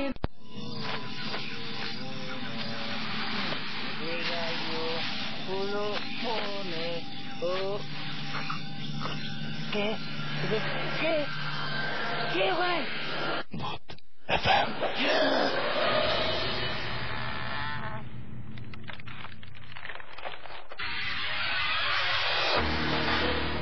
শুনছেন সবসময় রেডিও ফুর্তি, সাথে আছে রাসেল, চলছে ভূত FM। এখন অনেক রাত এবং আমরা কয়েকদিন ধরে খুব একটা দারুণ একটা ওয়েদার কাটাচ্ছি, মাঝে মাঝে গরম, মাঝে মাঝে ঠান্ডা। আর আজকের রাতটা বেশ, আমি যখন আসছিলাম তখন বেশ গরমই ছিল, জানি না এখন কি অবস্থা। তবে বাইরের দিকে তাকিয়ে দেখতে পাচ্ছি যেটা মনে হচ্ছে যে হ্যাঁ, আজকে ভূত FM শোনার জন্য পারফেক্ট একটা দিন। আমি যখন রাস্তা দিয়ে আসছিলাম ইনফ্যাক্ট আজকে, সে সময় মাঝে মাঝে দেখছিলাম যে হঠাৎ করেই বৃষ্টি হচ্ছিল, খুবই অল্প কিন্তু সামান্য বৃষ্টি হচ্ছিল। আমি জানি না সেই বৃষ্টি বেড়েছে কিনা, কিন্তু আমি জানি যে আপনারা সবাই ভূত FM আজকে এনজয় করছেন এবং আমি জানি যে আপনাদের অসংখ্য SMS এসেছে আমাদের কাছে এবং আপনারাও জেনে রাখুন সেই SMS গুলো ধীরে ধীরে ধীরে আমরা পড়ব। আপন লিখেছেন ভাইয়া আজকে ভূত FM শুনতে একটু বেশি ভালো লাগছে। Okay fine. জুই লিখেছেন যে ড্যামরা থেকে যে ভাই আমি ফার্স্ট ভূত FM শুনছি, খুব মজা পাচ্ছি। আপনি তো ভাই অনেক সাহসী, ভয়ঙ্কর জিনিসের মধ্যেও মজা খুঁজে পান। Thank you. আচ্ছা, ভূতের নাপিত লিখেছেন যে keep going Bhoot FM, thank you so much. এবং যাই হোক, আমরা যদি এরকম ভূত FM এ যদি আমরা এরকম ভূতদের মধ্যেও নানা প্রফেশনাল লোকজন পেয়ে যাই তাহলে দেখবো যে আমাদের জন্য অনেক সুবিধা, তাই না? মানে ভূতদের আর মানুষের ঘাড়ে চড়তে হবে না আর কি, দেখা যাবে যে নিজেরাই কিছু একটা করে খাচ্ছে। বাংলা ভূত লিখেছেন যে লালবাগ থেকে তিনি লিখেছেন এবং তিনি বলছেন যে আমার SMS টা পড়বেন না। ডেফিনেটলি, যে পড়ে ফেললাম আপনার SMS। হোসেন লিখেছেন রাজশাহী থেকে, ভাইয়া সবার নাম বলা হলো, আমার নামটা বলা হলো না। হোসেন হোসেন হোসেন, আমার মনে হচ্ছে হোসেন অনেক খুশি হয়েছেন। আচ্ছা, আমি গল্প বলতে চাই, শুভ লিখেছেন, শুভ কুমার মজুমদার, এবং তিনি new government degree college Rajshahi থেকে SMS করেছেন আমাদেরকে। সো ভাইয়া আপনাকে যেটা করতে হবে সেটা হচ্ছে আমাদের আপনি যদি গল্পটা যেহেতু আপনি ঘটনা শেয়ার করতে যাচ্ছেন, সুতরাং আপনাকে SMS করতে এত বড় ঘটনা আপনি বলতে পারবেন না। সো আপনাকে যেটা করতে হবে, ইমেল করতে হবে। আর আমাদের ইমেল অ্যাড্রেসটি হচ্ছে bhootfm, which is BHOOTFM@radiofurti.fm, RADIO radio FOORTI furti.fm। এখানে আপনাকে ইমেল করতে হবে এবং ইমেলের সাথে অবশ্যই আপনার ঠিকানা, মানে ফুল নেম, অ্যাড্রেস এবং ফোন নাম্বার দিতে হবে। ফোন নাম্বারটা অবশ্যই কোনো ভুতুরে নাম্বার দেওয়া চলবে না, রাইট? যে নাম্বারে যে কোনো সময় ফোন করলে আপনাকে পাওয়া যায় সেরকম একটা নাম্বার দেবেন। আর যারা SMS করে জানাতে চান আপনার এক্সপেরিয়েন্সের কথা আমাদেরকে, তাদেরকে বলবো যে লিখে ফেলুন SHOUT শাউট স্পেস আপনার নাম স্পেস আপনার মেসেজ, পাঠিয়ে দিন 9840 নাম্বারে। আমাদের আরো একটা ইমেল ছিল, সেই ইমেলটি আমাদেরকে পাঠিয়েছিলেন আরো একজন, তার নাম হচ্ছে, আমি তার নামটা বলছি, তার নাম হচ্ছে জয়। তিনি সিলেট থেকে ইমেলটি পাঠিয়েছেন। তবে তার আগে আমরা আবারও ফিরে যাবো আমাদের গেস্টের কাছে, যাকে আমরা তখন থামিয়ে দিয়েছিলাম। কমল, প্লিজ। Thank you. তো আমার ঘটনাটা যেটা, সেটা হচ্ছে যে প্রথমটাই বলি, যে আমি 2005-এ নওগাঁ গিয়েছিলাম। আমার সাথে আরো 4-5 জন ফ্রেন্ড মিলে গিয়েছিলাম নওগাঁতে। তো সেখানে মানে এমনিতেই একটু অন্য কিছু এক্সপিরিয়েন্স করার জন্য গিয়েছিলাম ওখানে। তো যেটা হয় যে আমরা শহর থেকে অনেকটাই গ্রামে চলে যাই, যেটা হচ্ছে যে ওই গ্রামে বলতে গেলে একদম বিদ্যুৎ ছিল না। এমনও লোক খুঁজে পাওয়া গিয়েছে সেখানে যে কখনো তারা টেলিভিশন দেখেনি। হ্যাঁ, অনেক ভেতরের দিকে। তো ওখানে মাটির দোতলা ঘরও ছিল, যেটা আমাদের খুব মজা দিয়েছে আর কি ওটা। তো যেটা হয় যে অনেক ভিতরে চলে যায়, তো অনেকটাই দেখা যায় ওরা কৃষি কাজ করে, যেটা হয় যে রাত 7টা কি 8টার দিকে হচ্ছে এটা অনেক রাত হয়ে যায়। আচ্ছা, হ্যাঁ। তো যেটা হয় যে আমাদের কাছেও কেন জানি মনে হচ্ছিল সেটা অনেক রাত। তো আমরা তো তখন সিদ্ধান্ত নিলাম যে হচ্ছে আমরা ওদিকে যাব না। তো একটু ইয়ে করেই আমরা পরবর্তী চিন্তা করলাম হচ্ছে তাহলে থাকবো কোথায়। তো শেষে একজন বলছিল যে চল মসজিদে থাকি। ঠিক আছে, আচ্ছা। তো ঠিক আছে, তাহলে তো আগে হুজুরকে ম্যানেজ করতে হবে। তো তখন আমরা একটা হুজুরের সাথে কথা বলি যে আমরা এরকম আসছি, আমরা জাস্ট একটা রাত স্টে করবো আমরা মসজিদে। তো সে প্রথমে একটু ইয়ে করতেছিল, যে রাজি হচ্ছিল না। তো বলল যে ওকে ঠিক আছে। তো যেটা হয় যে আগে বলেছি যে বিদ্যুৎ ছিল না। তো মসজিদটা এমনিতেই খুবই সুন্দর ছিল, মোজাইক করা ছিল। তো এক পাশে যে ধানের মৌসুম ছিল, এক পাশে তাদের ধানের স্তূপ করা ছিল আর কি, বাড়ি বাড়ি থেকে ধান নিয়ে চলে আসে। তো আমরা অন্য পাশে, আমরা ডান পাশে মানে মিম্বারের ডান পাশে হচ্ছে আমরা 4-5 জন এক সাইডে শুয়ে আছি। তো রাতে মেবি হচ্ছে 2টা-3টা হতে পারে। ঠিক আছে। তো অনেক সময় হয় কি যে ঘুমে থাকলে হচ্ছে বোঝা যায় যে ঘরে যদি কেউ হচ্ছে ভিতরে ঢোকে, তাহলে বোঝা যায় যে হচ্ছে ঘুমের মধ্যে মাঝখানে বোঝা যায় যে কেউ হয়তো আসলো, এটা সেটা নাড়াচাড়া করছে, এরকম হয় অনেক সময়। হ্যাঁ।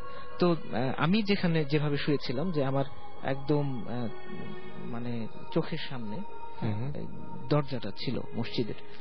তো গরম হওয়ার কারণে ওগুলো সব খোলাই ছিল। তো হঠাৎ করে হচ্ছে মানে আমি কেন জানি মনে হচ্ছে, যেটা বললাম যে একটা কিছু দেখা যায়, ঘরের মধ্যে কেউ আসলে বোঝা যায়, টের পাওয়া যায়। তো যেটা হয় যে আমার কাছে মনে হচ্ছিল যে এই 7-8 জন একদম যুবক বয়সের ছেলে, মেবি হচ্ছে 12 কি 13 হবে, এরকম একটা বয়স। হ্যাঁ, সবাই হচ্ছে সবুজ পাঞ্জাবি টাইপের ছিল। পাঞ্জাবিটা কেমন যে হচ্ছে পুরোনো দিনে যেমন পাঞ্জাবি পরতো, একটু লম্বা কম, হাঁটুর উপরে থাকতো, এই টাইপের পাঞ্জাবি পরা, সবুজ, এবং পায়জামাটা ছিল সবুজ। তো যেটা হয় যে তারা ওই ফুটবল যেভাবে খেলে, খেলার আগে গলায় গলায় হচ্ছে যে ধরে থাকে, এরকম গোল হয়ে তারা এরকম ধরেছিল। তো আমি এগুলো সব মানে আফসোস দেখছি, আমার কাছে মনে হচ্ছে এটা। তো হঠাৎ করে হচ্ছে যে এর মাঝখান থেকে একজন, সে হচ্ছে যে মিম্বর যেখানে থাকে মাঝখানটায় মসজিদের, তো ওই মিম্বরের দিকটায় সে মানে চলে আসছিল। তো বাকিরা যারা ছিল ওরা একটু হাতে ইশারা করে ডাকছিল যে ওদিকে যাওয়া যাবে না, ইশারায় এদিকে চলে আসো। তো সে হচ্ছে আবার ও রিটার্ন করে এই 7-8 জনের সাথে সে জয়েন্ট করলো। তো ঠিক ওই মুহূর্তে মানে এমন একটা বিকট একটা আওয়াজ হলো যে আমার কাছে মনে হচ্ছিল যে এটা মানে পুরো ওয়ার্ল্ড ওয়াইড এটা হচ্ছে এরকম আওয়াজটা হলো, বিশাল একটা আওয়াজ।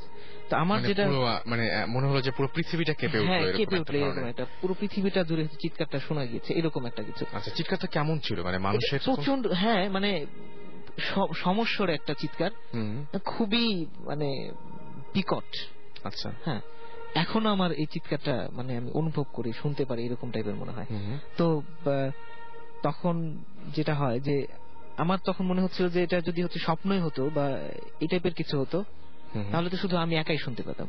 আমার আশেপাশের যে বন্ধুরা ছিল তারাও সাথে সাথে হচ্ছে উঠে পড়লো, উঠে হচ্ছে বলতেছে কে কি স্বপ্ন দেখছে, হতে পারে স্বপ্নে থেকে হয়তো বা এত জোরে চিৎকার হতেই পারে, সেটা কে বলতেছে না আমি তো কিছু দেখি নাই, বা হচ্ছে আমি তো স্বপ্নে কিছু দেখতেছিলাম না, এই সেই আনতেন, কিন্তু চিৎকারটা এত জোরে কিভাবে হলো?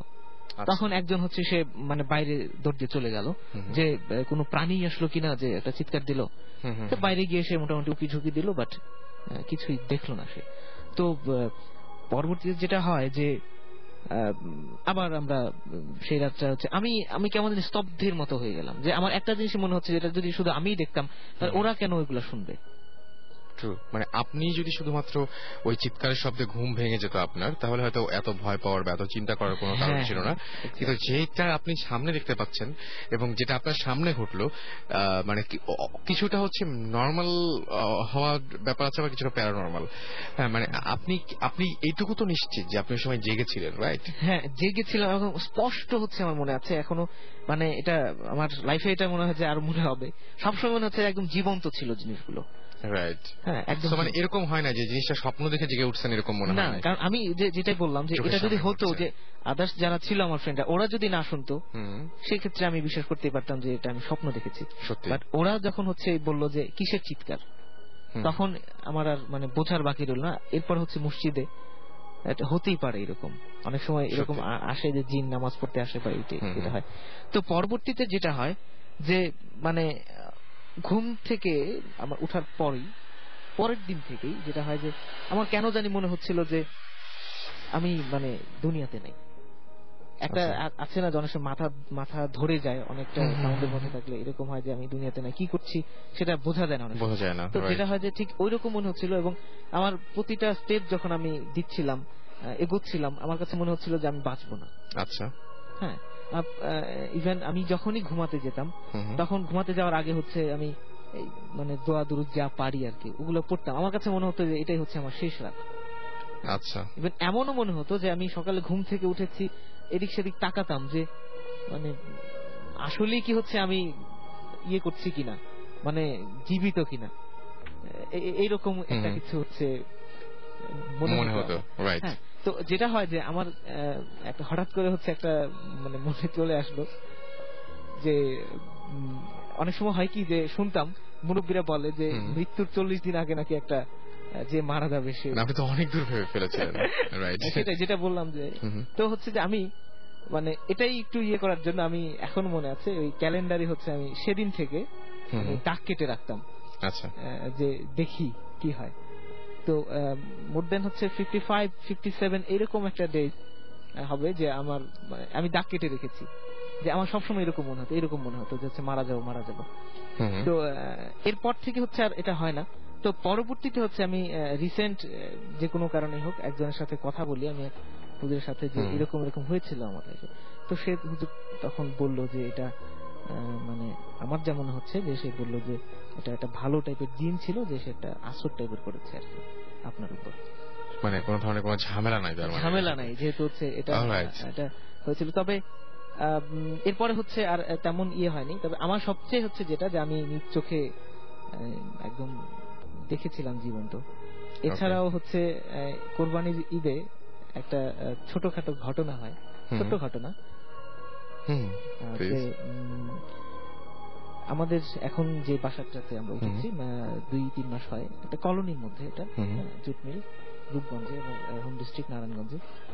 তো আমরা এই কলোনি থেকে এক বাসা থেকে আরেক বাসায় হচ্ছে আমরা জাস্ট উঠেছি আর কি। তো এখন যেখানে উঠেছি সেখানে 3 তলা।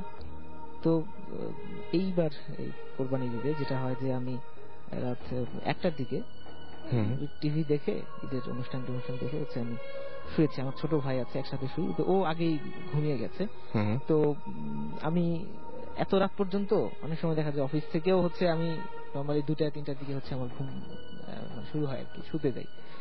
তো তখন টিভি দেখে চিন্তা করলাম শুয়ে পড়ি, তো শুলাম, বাট হচ্ছে যে ঘুম ধরছিল না। তো আমি তখন হচ্ছে আমার একটা মোবাইল আছে, তো মোবাইল হচ্ছে আমি গেমস খেলছিলাম। তো আমাদের যে রুমটা, আমি আমার ছোট ভাই যেখানে থাকি, সেটা হচ্ছে যে দক্ষিণ দিকে আমাদের রুম, একদম পেছনের দিকেই উত্তর দিকে হচ্ছে আব্বা মা থাকে, আর হচ্ছে পশ্চিম দিক হচ্ছে আমার রুমের সাথেই আছে আমাদের বারান্দাটা। তো আমি গেমস খেলছি, অনেকক্ষণ ধরেই খেলছি আর কি।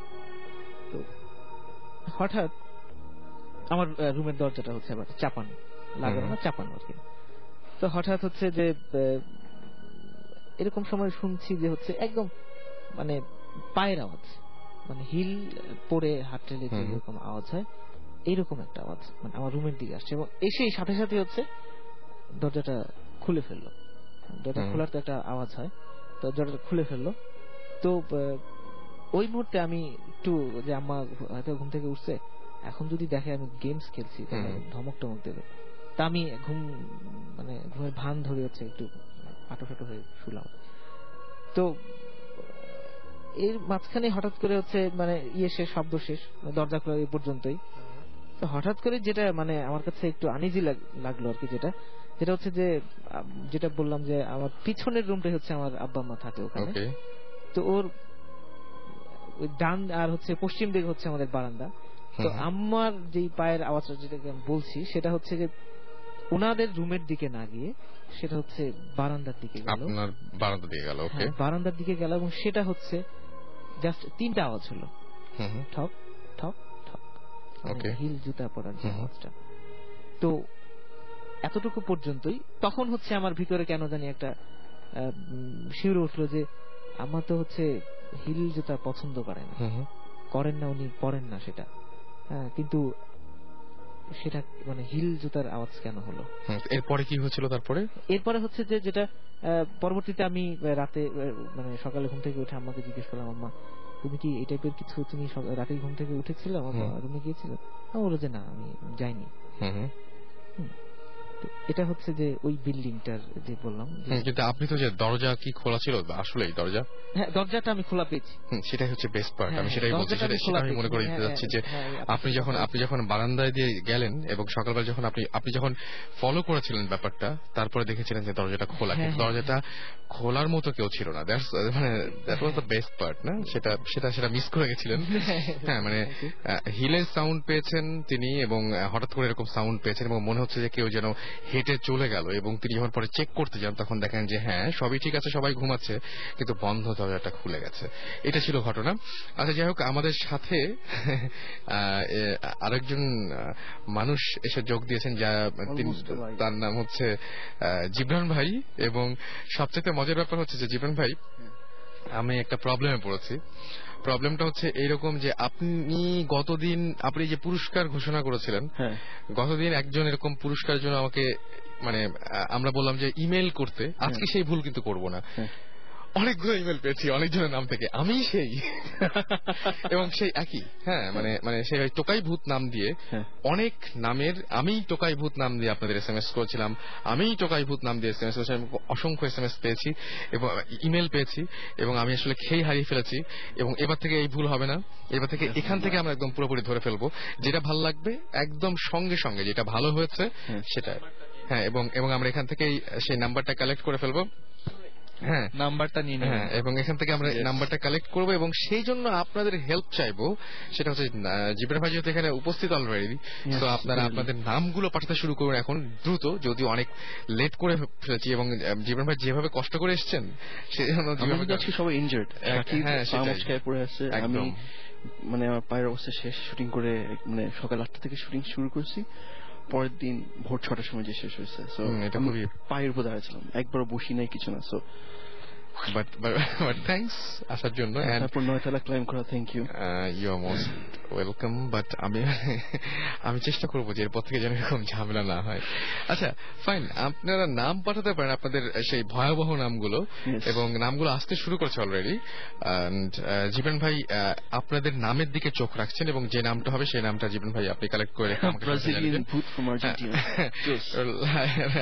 সো আপনার যেটা করতে হবে সেটা হচ্ছে যে শাউট লিখতে হবে SHOUT শাউট স্পেস আপনার নাম স্পেস আপনার মেসেজ পাঠিয়ে দিতে হবে 9840 নম্বরে অলরাইট আমরা চলে যাব আবার আমাদের প্রথম যিনি গেস্ট তার কাছে এবং আশিক ভাই আমাদের নতুন কিছু শোনাবেন এবং আমি বলেছিলাম যে অসাধারণ মানে ভাবে তিনি বলতে পারেন এবং অসাধারণ ঘটনা তার সাথে ঘটে জীবন ভাই মানে খুবই উইয়ার্ড কিছু ঘটনা এবং খুবই অদ্ভুত কিছু এক্সপেরিয়েন্সের সম্মুখীন হয়েছেন আশিক এবং আমরা জীবন ভাইয়ের সাথে পরে আমি আশিকের একটা মানে এই শো শেষ করেই আমরা দুজনকে মিট করিয়ে দিব এবং নেক্সট উইকে জানাবো যে জীবন ভাই আশিকের সাথে কথা বলে কি বলেছিলেন আপনাদের সো স্টে টিউন এবং মানে জীবন ভাই একটা ব্যাপার সবসময় আপনারা শোনেন যে সুমন ভাই সবসময় বলে যে জীবন ভাই মানে ফিল করতে পারেন ব্যাপারটা খুব খুব দ্রুত এবং মানে হয়ে যায় খুব মানে দ্রুত হয়ে যায় সেটা জীবন ভাইয়ের জন্য অনেক সহজ ব্যাপার তো আমরা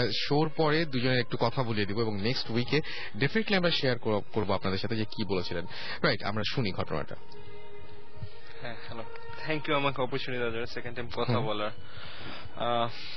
এর আগে আমি ডিসকাস করেছিলাম আমার কিছু পার্সোনাল এক্সপিরিয়েন্স নিয়ে এখন রাসেল ভাই বললো যে আরো কিছু যদি থাকে ইন্টারেস্টিং সো আরো কিছু ইন্টারেস্টিং যেটা ছিল আমি ওনাকে বললাম পরে অফ ইয়ারে যে আমার কিছু ফ্যামিলির লোকজন যেসব ফেস করেছে সো উনি বললো যেগুলো শেয়ার করা যায় সো সেটা আমি শেয়ার করছি ছোটখাটো দুই একটা ঘটনা যেমন যখন আমি হচ্ছিলাম like when my mom was pregnant তখনকার ঘটনা সেটা যে অ্যাকচুয়ালি আমি সেটা বলেছিলাম কিনা আমার খেয়াল নাই যে like we are the converted Muslims like না আপনি বলেন না হ্যাঁ বলিনি তাহলে সেটা আমাদের 3-4 পুরুষ আগে তারা ছিল হিন্দু দেন সেখান থেকে কনভার্ট হয়ে মুসলিম হয়েছে সো দেখা যাচ্ছে যে আমাদের যে গ্রামের যে পুরনো বাড়িটা সেখানে যে আমাদের যে কালী মন্দির ছিল বা শ্মশান ছিল সেটা এখন এক্সিস্ট সো আমরা ওটা ভাঙিনি বা দেখা যায় যে কালী বাড়িটা বা শ্মশানটা গ্রামে হিন্দুরা ইউজ করে যাচ্ছে ওকে সো যখন আমি হয়েছিলাম লাইক সেটা 86 এর ঘটনা তখন আম্মা দেশে বাড়িতে গেছে তখন আমি হইনি আর কি তো যাওয়ার সময় তখন তো অনেক পুরনো ওই টাইমে তো মানে ট্রান্সপোর্ট এত ভালো ছিল না সো দেখা যাচ্ছে যে গঞ্জ থেকে নেমে হেঁটে হেঁটে আমাদের বাসা থেকে যেতে হতো এবং হেঁটে যেতে হলে সেই শ্মশানের পাশ দিয়ে হেঁটে যেতে হতো আচ্ছা তো সেটা ছিল সন্ধ্যার টাইমে এবং আম্মার কথা অনুযায়ী উনি তো পরে গল্প করেছেন যে উনি যখন শ্মশানের পাশ দিয়ে হেঁটে যখন বাসার উপরে উঠলেন তখন উনি ফিট খেয়ে গেছিলেন বিকজ প্রচন্ড শব্দ এরোপ্লেনের শব্দ না কানের মধ্যে এবং উনি এরকম আনকনসিয়াস মাইন্ডে ছিলেন যতক্ষণ মানে যতদিন পর্যন্ত আমি না ছিলাম এবং ওই টাইমে উনি কাউকে চিনতেন না আচ্ছা মানে একটু ফিউরিয়াস ছিলেন বা যেটাই বলি না কেন আমরা ছিলেন বাট আমি হওয়ার পর থেকে উনি নর্মাল হয়ে গেছিলেন ওকে এটা একটা ঘটনা তারপরে ঘটনা যেমন তারপর তো আমি তো হয়েছিলাম বরিশালে আমাদের বাসা ছিল তখন বরিশালে সো বরিশালের যে বাসাটা ছিল সেটা একতলা বাসা ছিল সামনে একটু জায়গা নিয়ে আর রান্নাঘরটা ছিল আলাদা জায়গায় মানে মেইন বাসা থেকে রান্নাঘরটা আলাদা জায়গায় সো যেটা ঘটনাটা হয়েছিল সেটা এক দুপুর বেলায় আম্মা আমাকে নিয়ে হয়তো ঘুমিয়েছিল হঠাৎ একটা শব্দ রান্নাঘরের দিক থেকে বিশাল শব্দ তা আম্মা যখন রান্নাঘরের দিকে ছুটে গেলেন যে দেখা যায় রান্নাঘরের ফ্লোর থেকে লাইক 3 ফুট আর 4 ফুট অ্যাবভ একটা আগুনের গোলা লাইক নীল কালারের সেটা ভাসছে এবং ঘটনাটা দেখে নট অনলি আমার ঘটনাটা দেখেছে ঘটনা দেখার পরে দেখা গেছে যে ওই পাড়া বা মহল্লে যত লোক ছিল লাইক অলমোস্ট বাজার পুরো বরিশালের কারণ এটা ছিল সাগরদী বাজার অলমোস্ট দেখা যায় সাগরদী বাজার সবাই দেখেছে ঘটনাটা এবং আগুনটা ছিল এক্সিস্ট করছে সন্ধ্যা পর্যন্ত পরে আর এটা এগেইনস্টে আমার আব্বা বিভিন্নভাবে এক্সপ্লেনেশন দেয় যেমন আপনি বলছিলেন যে একদমই বিশ্বাস করেন না এগুলো আমি একদমই বিশ্বাস করিনি এসব জানেন আব্বার এক্সপ্লেনেশন যেটা ছিল আমাদের বাসা ছিল 71 এ কনসেন্ট্রেশন ক্যাম্প ছিল কারণ আমার আব্বা তখন কাজ করতো আপনার পিডব্লিউডি তে সো হয়তো পাক আর্মিরা মানুষকে মেরে হয়তো রান্না করে এখানে পুঁতে রেখেছিল সেটা এগেইনস্টে কোনো মিথেন গ্যাস আসছে হতে পারে ইট ক্যান বি মেবি আমি মোটে বলেছিলাম যে ন্যাচারাল বা এটা লজিক্যালি বিচার করার দায়িত্ব আপনাদের, দর্শকদের। আর সময় তো আছে, তাই আর একটা লম্বা একটা গল্প বলা যায়, এটা ইন্টারেস্টিং একটা গল্প, বাট লম্বা। আমরা কি লম্বা কোনো ঘটনা যাবো, তাহলে একটা ব্রেক নেই না, ছোট্ট একটা ব্রেক নেই, তারপর আবার ফিরে আসছি। সো স্টে টিউনড রেডিও ফুর্তি। আর যারা SMS করতে চান তারা লিখে ফেলুন SHOUT শাউট স্পেস আপনার নাম স্পেস আপনার মেসেজ, পাঠিয়ে দিন 9840 নাম্বারে। ছোট্ট একটা গানের পরে ফিরে আসছি এক্ষুনি।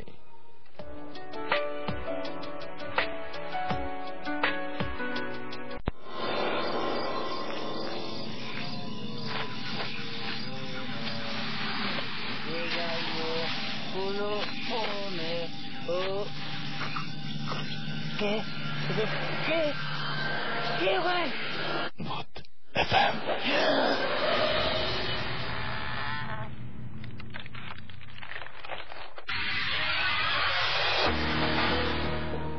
রাইট, শুনছেন সবসময় রেডিও ফুর্তি, চলছে ভূত FM। আর এত রাত্রে যদি প্রশ্ন করেন যে কে ওখানে, তাহলে উত্তর আসবে একটাই, ভূত FM।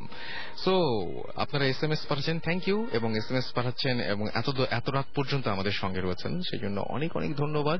আরো একবার জানিয়ে দিচ্ছি SMS করার নিয়মটি, আর সেটি হচ্ছে মোবাইলের মেসেজ অপশনে গিয়ে টাইপ করে ফেলতে হবে SHOUT শাউট স্পেস আপনার নাম স্পেস আপনার মেসেজ, পাঠিয়ে হবে 9840 নাম্বারে। এইভাবে SMS করে যারা সফল হয়েছেন তারা হচ্ছেন বান্দরভূত, তারা হচ্ছেন জিন প্রেসিডেন্ট, ওকে, আমাদেরকে SMS করেছেন কমলাভূত, আমাদেরকে SMS করেছেন ওয়ালিদ, আমাদেরকে SMS করেছেন এছাড়াও জলি, উনো মানুষ SMS করেছেন গলাকাটা ভূত, SMS করেছেন ভূত স্টার, ইটার্নাল ভূত SMS করেছেন জাবির, এছাড়াও শাকচুন্নি SMS করেছেন আমাদেরকে, বাঙালি জিনের প্রেতাত্মা SMS করেছেন, তারপরে আমাদের SMS করেছেন ঘর জামাই ভূত। বাবা, এটা তো মানে বিরাট একটা ব্যাপার, ঘর জামাই ভূত, মানে এই ভূতের কোনো বিনাশ নাই আর কি, এই ভূত সারা জীবন থাকবে এবং এই ভূতের কোনো তাবিজ কবজ কোনো কিছুতে কাজ হবে না। এনিওয়েজ, আমরা আরো একটা ঘটনায় চলে যাব এবং এই মুহূর্তে আমরা আবারও যাব আমাদের প্রথম যিনি আমাদের আশিক আমাদের সাথে ঘটনা শেয়ার করেছিলেন, আশিকের কাছে আবারও যাচ্ছি। হ্যাঁ আশিক, শুনি আপনার সেই ভয়ঙ্কর ঘটনাটা। এটা মোস্ট প্রবাবলি আমার লাস্ট ঘটনা, কারণ আমাদের সময় নেই, আমাদের আরেকটা গেস্ট আছেন, আমি শর্টকাটে ছাড়ছি। সেটা ঘটনা যেটা ঘটেছিল সেটা আমি আগে বলছি, আমরা খিলগাঁয়ে থাকতাম, খিলগাঁয়ের আগে যেখানে থাকতাম আমরা সেটা হচ্ছে রাজারবাগ অফিসার্স কোয়ার্টার ছিল। তখন আমি পড়ি ক্লাস 1 কি 2 তে, 1 এ পড়ি মোস্ট প্রবাবলি। ঘটনাটা আমার আবছা আবছা খেয়াল আছে, তারপরে বাসা লোকজনের কাছে যা শুনছি সেটা অনুযায়ী আমি বলছি। সো তখন আব্বা পোস্টিং ছিল ঢাকার বাইরে, তো দেখা গেছে যে আমরা ঢাকায় থাকতাম, আব্বা ঢাকা বাইরে থাকতো। সো আমরা ইউজুয়ালি 5 ভাই বোন, আমরা এই ছিল থাকতাম। তো আমার যত খেয়াল আছে, তখন যখন আমি ক্লাস 1 এ পড়ি তখন বিটিভিতে একটা সিরিয়াল দেখা তো ওশেন। সো আমরা খুব আগ্রহ নিয়ে দেখতাম রাত 9টার দিকে ওশেন, আমার খেয়াল আছে। সো আমরা সবাই মিলে ওশেন দেখছি। তো আমাদের বাসার ড্যামেশারে যেটা ছিল যে বেডরুমের সাথে লাগানো ডাইনিং স্পেস, লম্বা ডাইনিং স্পেস, আর ডাইনিং স্পেস ওই পাশে হচ্ছে আপনার মানে সোজাসুজি গেলেই কিচেন। তো তখন একটা কাজের বুয়া ছিল, কাজের বুয়া ঠিক না, কাজের মেয়ে, কত বয়স হবে আপনার 13-14 বছর। আচ্ছা, তার নাম ছিল মিনু। তো দেখা গেছে যে মিনু, আমরা সবাই ওশেন দেখছি আর মিনু জানলার পাশে বসেছিল সারা টাইম। যখন আমরা সিরিয়াল দেখছিলাম মিনু জানলার পাশে বসেছিল। সে কি কারণে হাতে নেল পালিশ লিপস্টিক দিয়ে সব সাজুগুজু করে বসেছিল। সো যখন ওশেন টোশেন দেখা শেষ, তখন আম্মা যে মিনুকে মিনু ধমক দিয়ে বলে, বসে আছিস কেন, টেবিলে ভাত দে। তুমি মিনু কেমন করে জানি আম্মার দিকে তাকালো একটু অবাক হয়ে, এরকম করে না বলে নেই। সে ওই জানলার পাশ থেকে উঠে সে আমাদের ডাইনিং স্পেস, লম্বা ডাইনিং স্পেস, সেই লম্বা ডাইনিং স্পেস দিয়ে হাঁটতে হাঁটতে হাফ এসে পড়ে গেল ফিট।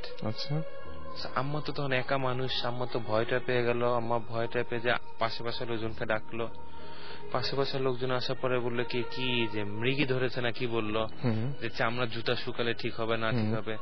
তো দেখা গেলো তার নাকের সামনে যখন চামড়ার জুতা দাঁড়ালো সে ছটফট করছে। তো দেখা গেল যে তখন আমাদের যে কোয়ার্টারে যে পাম্প ড্রাইভার ছিল, ওনার নাম ভুলে গেছি আমি, ওই ভদ্রলোক একটু সব তাবিজ টুবিজ সব করতেন। তো ওই ভদ্রলোক আসলেন, আমাদের ওই রাজাবাগ পুলিশ লাইনের মসজিদের ইমাম সাহেব আসলেন। ইমাম সাহেব এসে নিয়ে ওরা আরো কিসব করলেন, আমি তো অত খেয়াল নেই, আমি ছোট ছিলাম।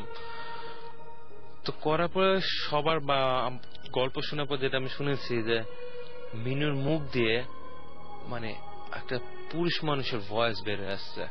আচ্ছা, পুরুষ মানুষের ভয়েসে এসে যেটা বলেছে যে, কারণ আমাদের কিচেনের পাশে ছিল একটা আম গাছ, সে পুরুষ মানুষ বলছে যে আমরা ওই আম গাছে থাকি, আমরা 7 ভাই 1 বোন এই টাইপের কিছু, আমরা ওই আম গাছে থাকি, এই মেয়ে সেজে গুজে বসেছিল কেন, আমি একে ছাড়বো না। আচ্ছা, তার মানে পজেসড হয়েছিল আপনি বলতে চাচ্ছেন? Something like that. ওকে, পরে ওই হুজুর বা ওনারা কিছু একটা করে নিয়ে বসে ছেড়ে দে, তো ছেড়ে দে বলবে ছেড়ে দিবে। এখন যে ছেড়ে দিবে তার প্রমাণটা কি করবে? সে ছেড়ে দেওয়ার প্রমাণটা যেটা বললো যে তখন আমাদের বাসায় একটা পিতলের কলসি ছিল, আমরা পানি রাখতাম। আচ্ছা, আপনি জানেন না কিনা, পিতলের কলসি কিন্তু অনেক ওয়েট হয় যখন সেটা পানি রাখা হয়। সো আমরা যারা একটা ফুল গ্রোন আপ ম্যান, তারা হয়তো এক পিতলের কলসি তুলতে কষ্ট হয়ে যাবে। ওই মেয়েটার বয়স ছিল 13 থেকে 14 বছর, একটা ছোটখাটো মেয়ে। সেই মেয়ে সে পিতলের কলসিটা দাঁত দিয়ে কামড় দিয়ে সে জাস্ট খালি কিচেন মানে ওই ডাইনিং এ এক সাইড থেকে আরেক সাইডে দূরে চলে গিয়ে ফিট হয়ে পড়ে গেছে। ইম্পসিবল একটা ঘটনা। এটা আপনারা সবাই মানে সবাই দেখেছে, এক্সপেরিয়েন্স করেছেন। এটা ইম্পসিবল একটা ঘটনা। হ্যাঁ, অনেক অনেক। কত ফিট হবে আপনার? লাইক 10 ফিট হবে অ্যাট লিস্ট। সে দূরে চলে গেছে, ডিসটেন্সটা এরকম হবে। সে দূরে চলে গেছে, জাস্ট পিতল সে এক দাঁত দিয়ে কামড় দিয়ে নেয়। সো তারপর সে ঠিক হয়ে গেছে, কিন্তু কথা বলে না, ঝিম মেনে বসে আছে। তো আম্মা তো খুব ভয়টা পেয়ে গেল। তো পরদিন সকালেই তাকে আমরা পাঠিয়ে দিব দেশের বাড়িতে, কিন্তু রাতটা তো কাটাতে হবে। রাইট। তো রাতটা কাটানো এখন কি করা যায়, ওই মেয়েটাকে আর একটা রুমে দরজা বন্ধ করে রাখা হলো, যে ভোরবেলা হলে ড্রাইভারকে তাকে দেশের বাড়িতে পাঠিয়ে দেওয়া হবে। আর ওই রাতটা তো আমরা সবাই ভয় পাচ্ছি, কারণ আমরা ভাই বোন সবাই ছোট, আমার বড় বোন তখন ছোট, আম্মা। তো আমরা যেটা করলাম, বেডরুমে আমরা সব ভাই বোন ফ্লোরিং করলাম, আম্মা। আর রাতটা কাটানোর জন্য আমার এক মানে দুই সম্পর্কে কাজিনই বলা যায়, আর একজন উনি এসে আমাদের বাসায় সঙ্গ দিলেন যে রাতটা আমাদের সাথে কাটাবেন। মজার বিষয়টা এই জায়গাটা সবচেয়ে ফানি থিং, আমরা কিন্তু যখন ঘুমালাম, পরদিন সকালবেলা আমরা উঠে আমরা কিন্তু আর বের হতে পারছি না আমাদের রুম থেকে। কেন? কারণ আমাদের যে বেডরুমে যে দরজা ছিল, সে দরজার সিটকানি বাইরে দিয়েও দেওয়া যেত। আচ্ছা, আমরা কিন্তু ঘরের ভিতরে সিটকানি দিয়েছিলাম। পরে যখন সকালবেলা ঘুম থেকে উঠে দরজার সিটকানি খুলতে যাব, যে দেখি দরজার সিটকানি বাইরে থেকে দেওয়া। আচ্ছা, এই সিটকানিটা কে দিল? পুরো ফ্ল্যাট তো লক ছিল, আমরা সবাই বেডরুমে দরজা লক করে আছি, আর ওই মেয়েটাকে আর একটা ঘরে দরজা লক করে রেখে দিয়ে রাখছি একদম তালা দিয়ে। কিছু সিটকানি বাইরে থেকে। বাসার অন্য কেউ কি দিতে পারে না? মানে বাসায় যারা আরো যারা ছিল? পসিবল না, পসিবল না, কোনোভাবে পসিবল। মানে জাস্ট রুম দুটো? রুম তো 3-4টা ছিল, কিন্তু মানে বেডরুমে ছিলাম আমরা সবাই। আচ্ছা, একটা রুমে সবাই, আর একটা রুমে ও, আর একটা রুমে মেয়েটাকে সবাইকে ভয় পাচ্ছি। বুঝতে পারছি। তাহলে চিৎকারটা দিল কে? এটা একটা বিরাট প্রশ্ন। পরে যেটা হলো যে আমরা জানলা দিয়ে চিল্লাচিল্লি করে পাশের ফ্ল্যাটের লোকজন থেকে চিল্লাচিল্লি করলাম, পাশের ফ্ল্যাটের লোকজন মেইন গেট ভেঙে ওরা ঢুকলো, ঢুকে নিয়ে আমাদের বেডরুমের সিটকানি বাইরে থেকে খুলে দিলে, দেন আমরা বের হলাম। দেন আমরা এতটা ভয় পেয়েছিলাম, তো ওই দিনই ওই টাইমে আমাদের ড্রাইভারকে দিয়ে, ড্রাইভার গাড়ি ড্রাইভ করে ওই মেয়েটাকে বাসায় রেখে আসলো দেশের বাড়িতে নওগাঁয়। মানে আপনারা আর এই হ্যাসেলটা রাখতে পারেন নাই। হ্যাঁ, এটা আসলে অনেক ভয়াবহ একটা ঘটনা। সো আমার যেটা মনে হয় যে আমরা আবারও SMS এ ফিরে যাই একটু, এবং তারপরে আমরা ছোট্ট কিছু ঘটনা দিয়ে শেষ করে ফেলবো। আর থ্যাঙ্কস আপনার অনেক অনেক অনেক অনেক ভালো ভালো কিছু ঘটনা উপহার দেওয়ার জন্য। এবং আপনি আবার তো ইউকেতে চলে যাচ্ছেন, রাইট? আমি জুনের লাস্টের দিকে। হ্যাঁ, জুনের লাস্টের দিকে। তার আগে আমরা আবারও যদি আপনাকে পাই তাহলে আমরা খুবই খুশি হব। ওকে, সো আমার মনে হয় যে নেক্সট টাইম আবারও যদি আপনি আসতে চান, হ্যাঁ, you are always welcome. And আমার মনে হয় যে যেরকম SMS পাচ্ছি এবং যারা বলছেন SMS এ, হ্যাঁ, দে আর loving your story.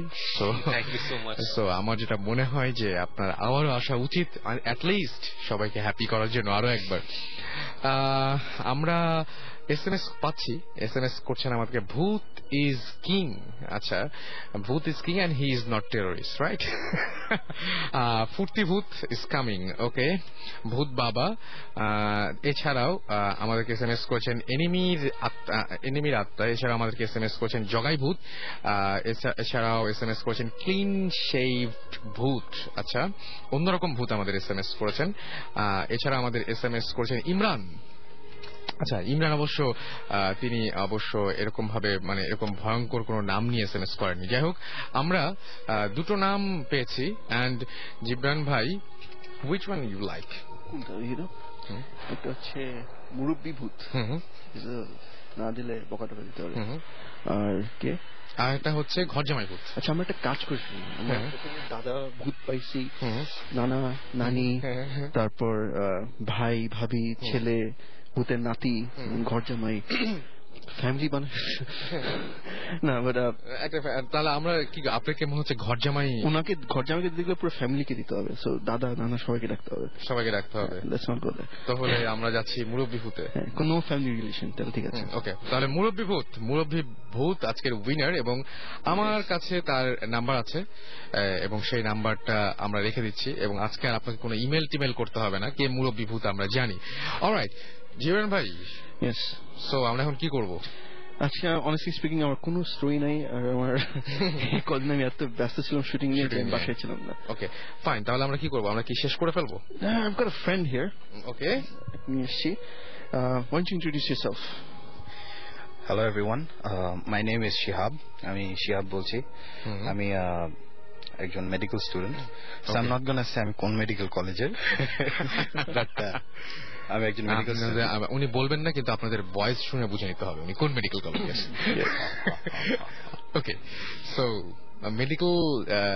Medical student যারা রয়েছেন মেডিকেলের, আমার ভাই হচ্ছেন ওয়ান অফ দেম, অ্যান্ড সবসময় শুনতাম তার কাছে এবং তার বন্ধু বান্ধব সবার কাছে যে অনেক অনেক অনেক ঘটনা তাদের থাকে, অনেক অনেক কিছু নাকি দেখে, এই রুম থেকে বাথরুমে যাওয়ার সময় অনেক কিছু দেখে ফেলে। হ্যাঁ, সো এরকম অনেক ধরনের এক্সপেরিয়েন্স নিশ্চয়ই আপনারও আছে। Actually first year medical student হিসেবে তো আমরা we have to deal with bones, মানুষের মরা হাড্ডি নিয়ে অনেক ডিল করি। আমি এখানে ঢোকার আগে জিবরান ভাইকে বলছিলাম যে মানুষের বোনসটা কিভাবে করে কালেক্ট করে, কারণ I had the opportunity to see how it is made.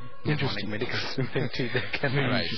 So, but I'm not going to go on যে একটা মেডিকেল স্টুডেন্টের ভূতের কাছে কি এফেক্ট বা ওরকম কিছু না। আমি আপনাদেরকে আজকে একটা I'm gonna say a small story যেটা হয়েছিল আমার সাথে। This was back in 2007 December মাসে।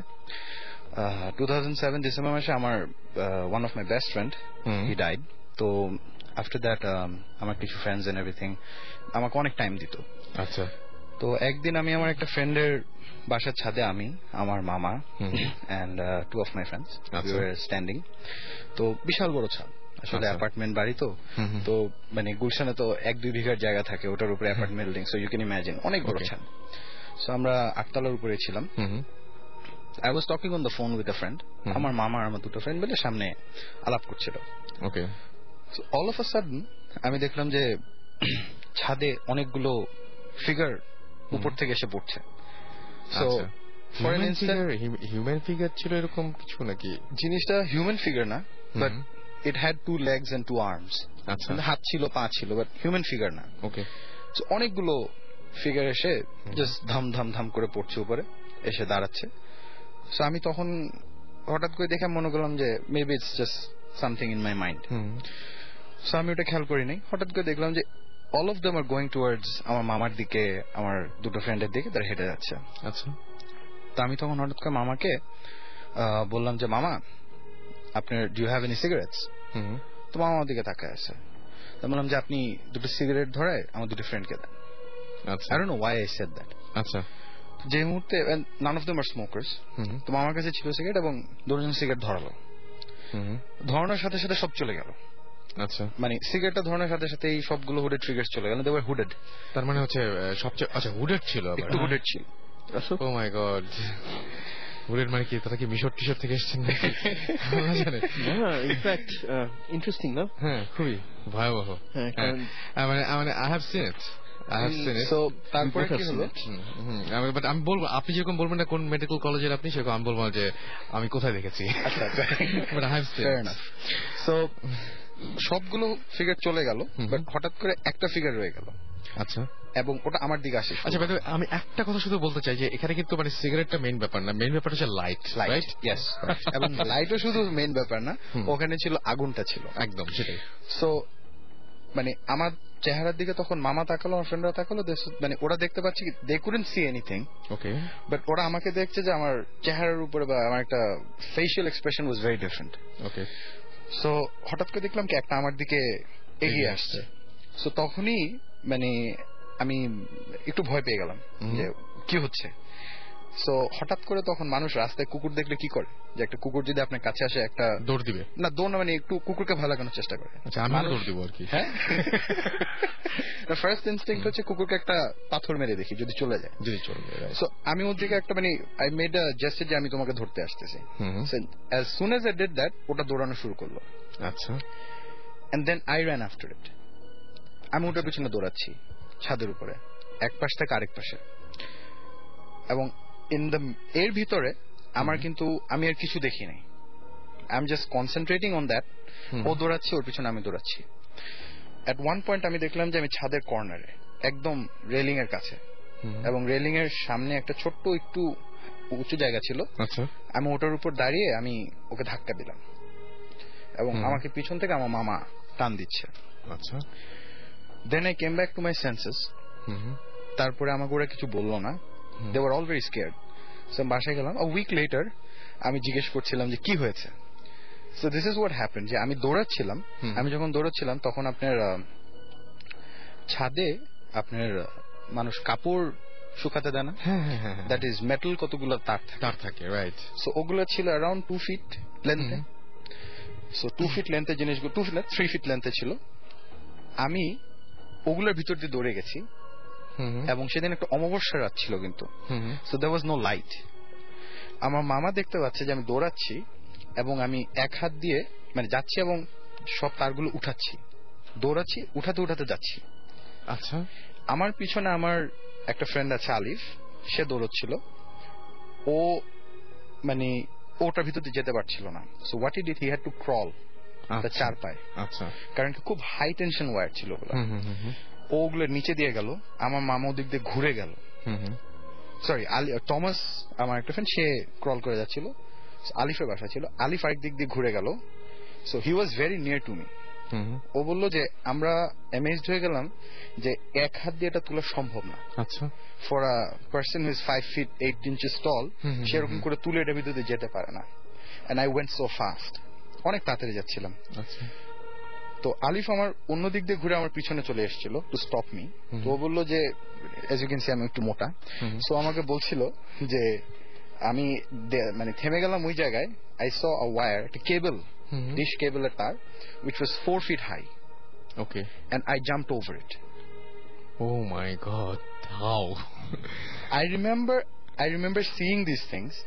এবং আমি মানে ঝুঁকে যাওয়ার মতো মানুষ না, আমার ভুঁড়ির জন্য আমি ঝুঁকে যাওয়ার মতো মানুষ না। একদমই সেটাই। সো ও আমাকে বলছে যে মানে যেটা বলছে সবকিছু মিলিয়ে আসলে 4 ফিটের ওপরে এরকম হঠাৎ করে জাম্প করে চলে যাওয়া, এটা কিন্তু একটা বিরাট ব্যাপার। মানে এটা কিভাবে হলো? এটাই ও তখন আলিফ তখন ভয় পেয়ে গেল।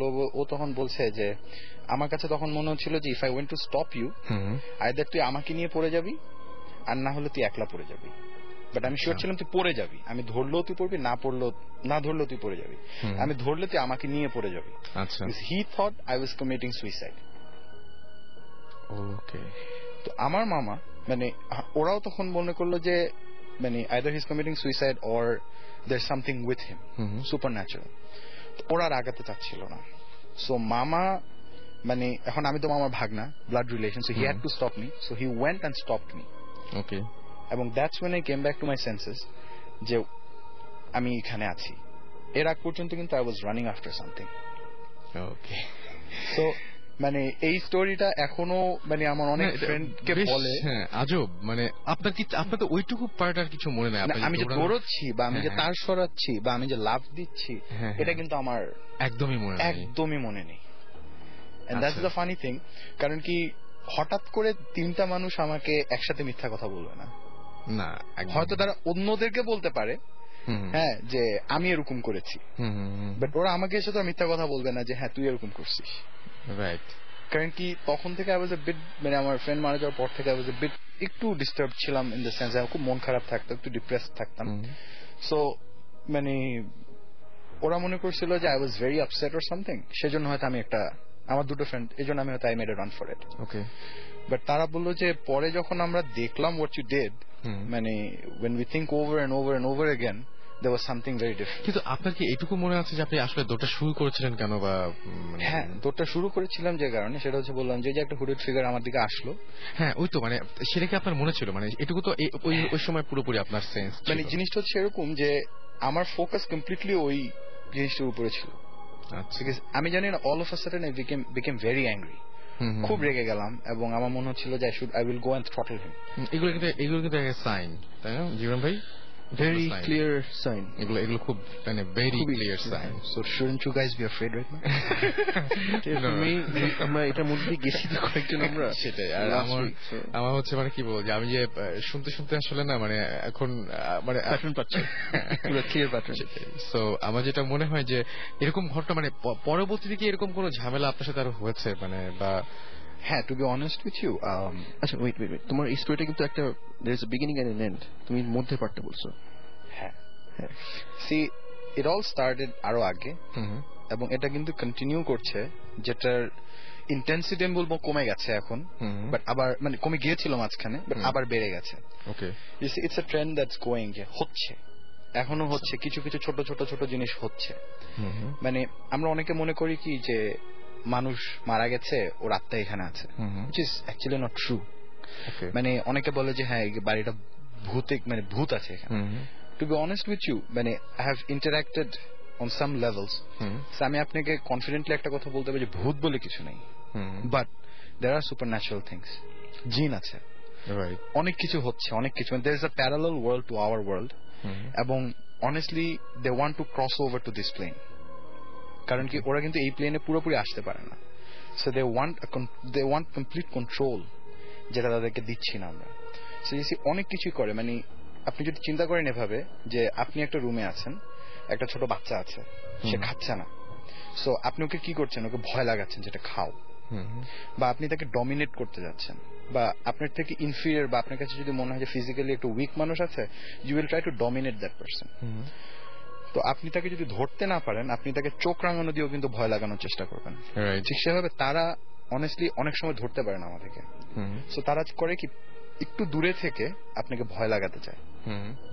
সো hallucinations অনেকে বলে, but there are things that causes these hallucinations, not only your mind.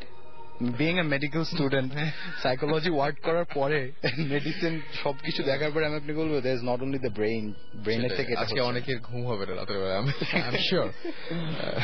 যাই হোক, সো আমরা কি তাহলে আরেকদিন ওনাকে পেতে পারি? আমরা একদিন নেক্সট উইক আমার মনে হয় যে সেটাই, আমরা যদি পেতে পারি তাহলে আমরা এর আগের এবং পরের ঘটনাগুলো শুনবো, এবং আমরা যদি নেক্সট উইকে পারি তাহলে আমরা আশিককেও পাবো কিনা জানি না, যে যদি পাই তাহলে খুব ভালো হয়, তাহলে সবাই মিলে আমরা আমাদের ঘটনাগুলো শেষ করবো। আজকে হাতে যেহেতু একদমই সময় নেই,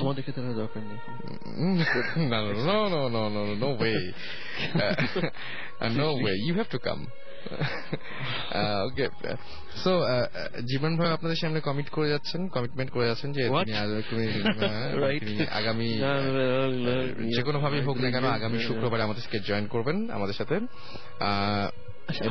আর কিন্তু অনেক লেফট অন রাখতে প্লিজ, আমি ট্রাই করবো সেটা। আচ্ছা, কি বলছিলেন জীবন ভাই? এখানে অনেক নাম আসছে, মানে অনেক হ্যাঁ, উপদেশ ভূত এসছে, তামান্না, আশিক, আচ্ছা এছাড়াও সাব্বির শিহাব আমাদের SMS করছেন, বউ ভূত SMS করছেন, ভূতের লোডশেডিং ভূত, বুয়া SMS করেছেন আমাদেরকে। আচ্ছা, স্পর্শ কন্যা SMS করেছেন আমাদেরকে, আলিফ SMS করেছেন, এছাড়াও SMS করেছেন দেখতে পাচ্ছি বস্তা ভূত। বা চমৎকার, অনেক লেট করে পাঠিয়েছেন কিন্তু চমৎকার নাম। এছাড়াও জামিল আমাদের SMS করেছেন, তামান্না SMS করেছেন। হ্যাঁ, লোডশেডিং ভূতটা আমার বেশ মনে হয়েছে। পুরো দেশ হচ্ছে শর্ট টাইম মেমোরি লস ভূত। তাহলে ওকে প্রাইসে লাভ না, এখন ভুলে যাবে তো। সেটাই, মানে প্রাইস পেলেও পরে ভুলে যাবে। যাই হোক, আমরা যাকে সিলেক্ট করেছি, আচ্ছা স্মার্ট ঘোস্ট ভূত, মানে ঘোস্ট ভূত আর কি। এটা হচ্ছে অনেকটা বাংলা সিনেমার মতো হয়ে গেল না, যে গেট আউট, বেরিয়ে যাও। হ্যাঁ সেটাই। নীলিমা লিখেছেন, আমাদেরকে SMS করেছেন। এছাড়া আমাদেরকে SMS করেছেন দেখতে পাচ্ছি যে নর পিশাচ, আমাদেরকে SMS করেছেন অঙ্কিতা, এছাড়াও কাহিল ভূত, বাবা চমৎকার নাম, কাহিল ভূত। এছাড়াও আমাদেরকে SMS করেছেন মাম্মি।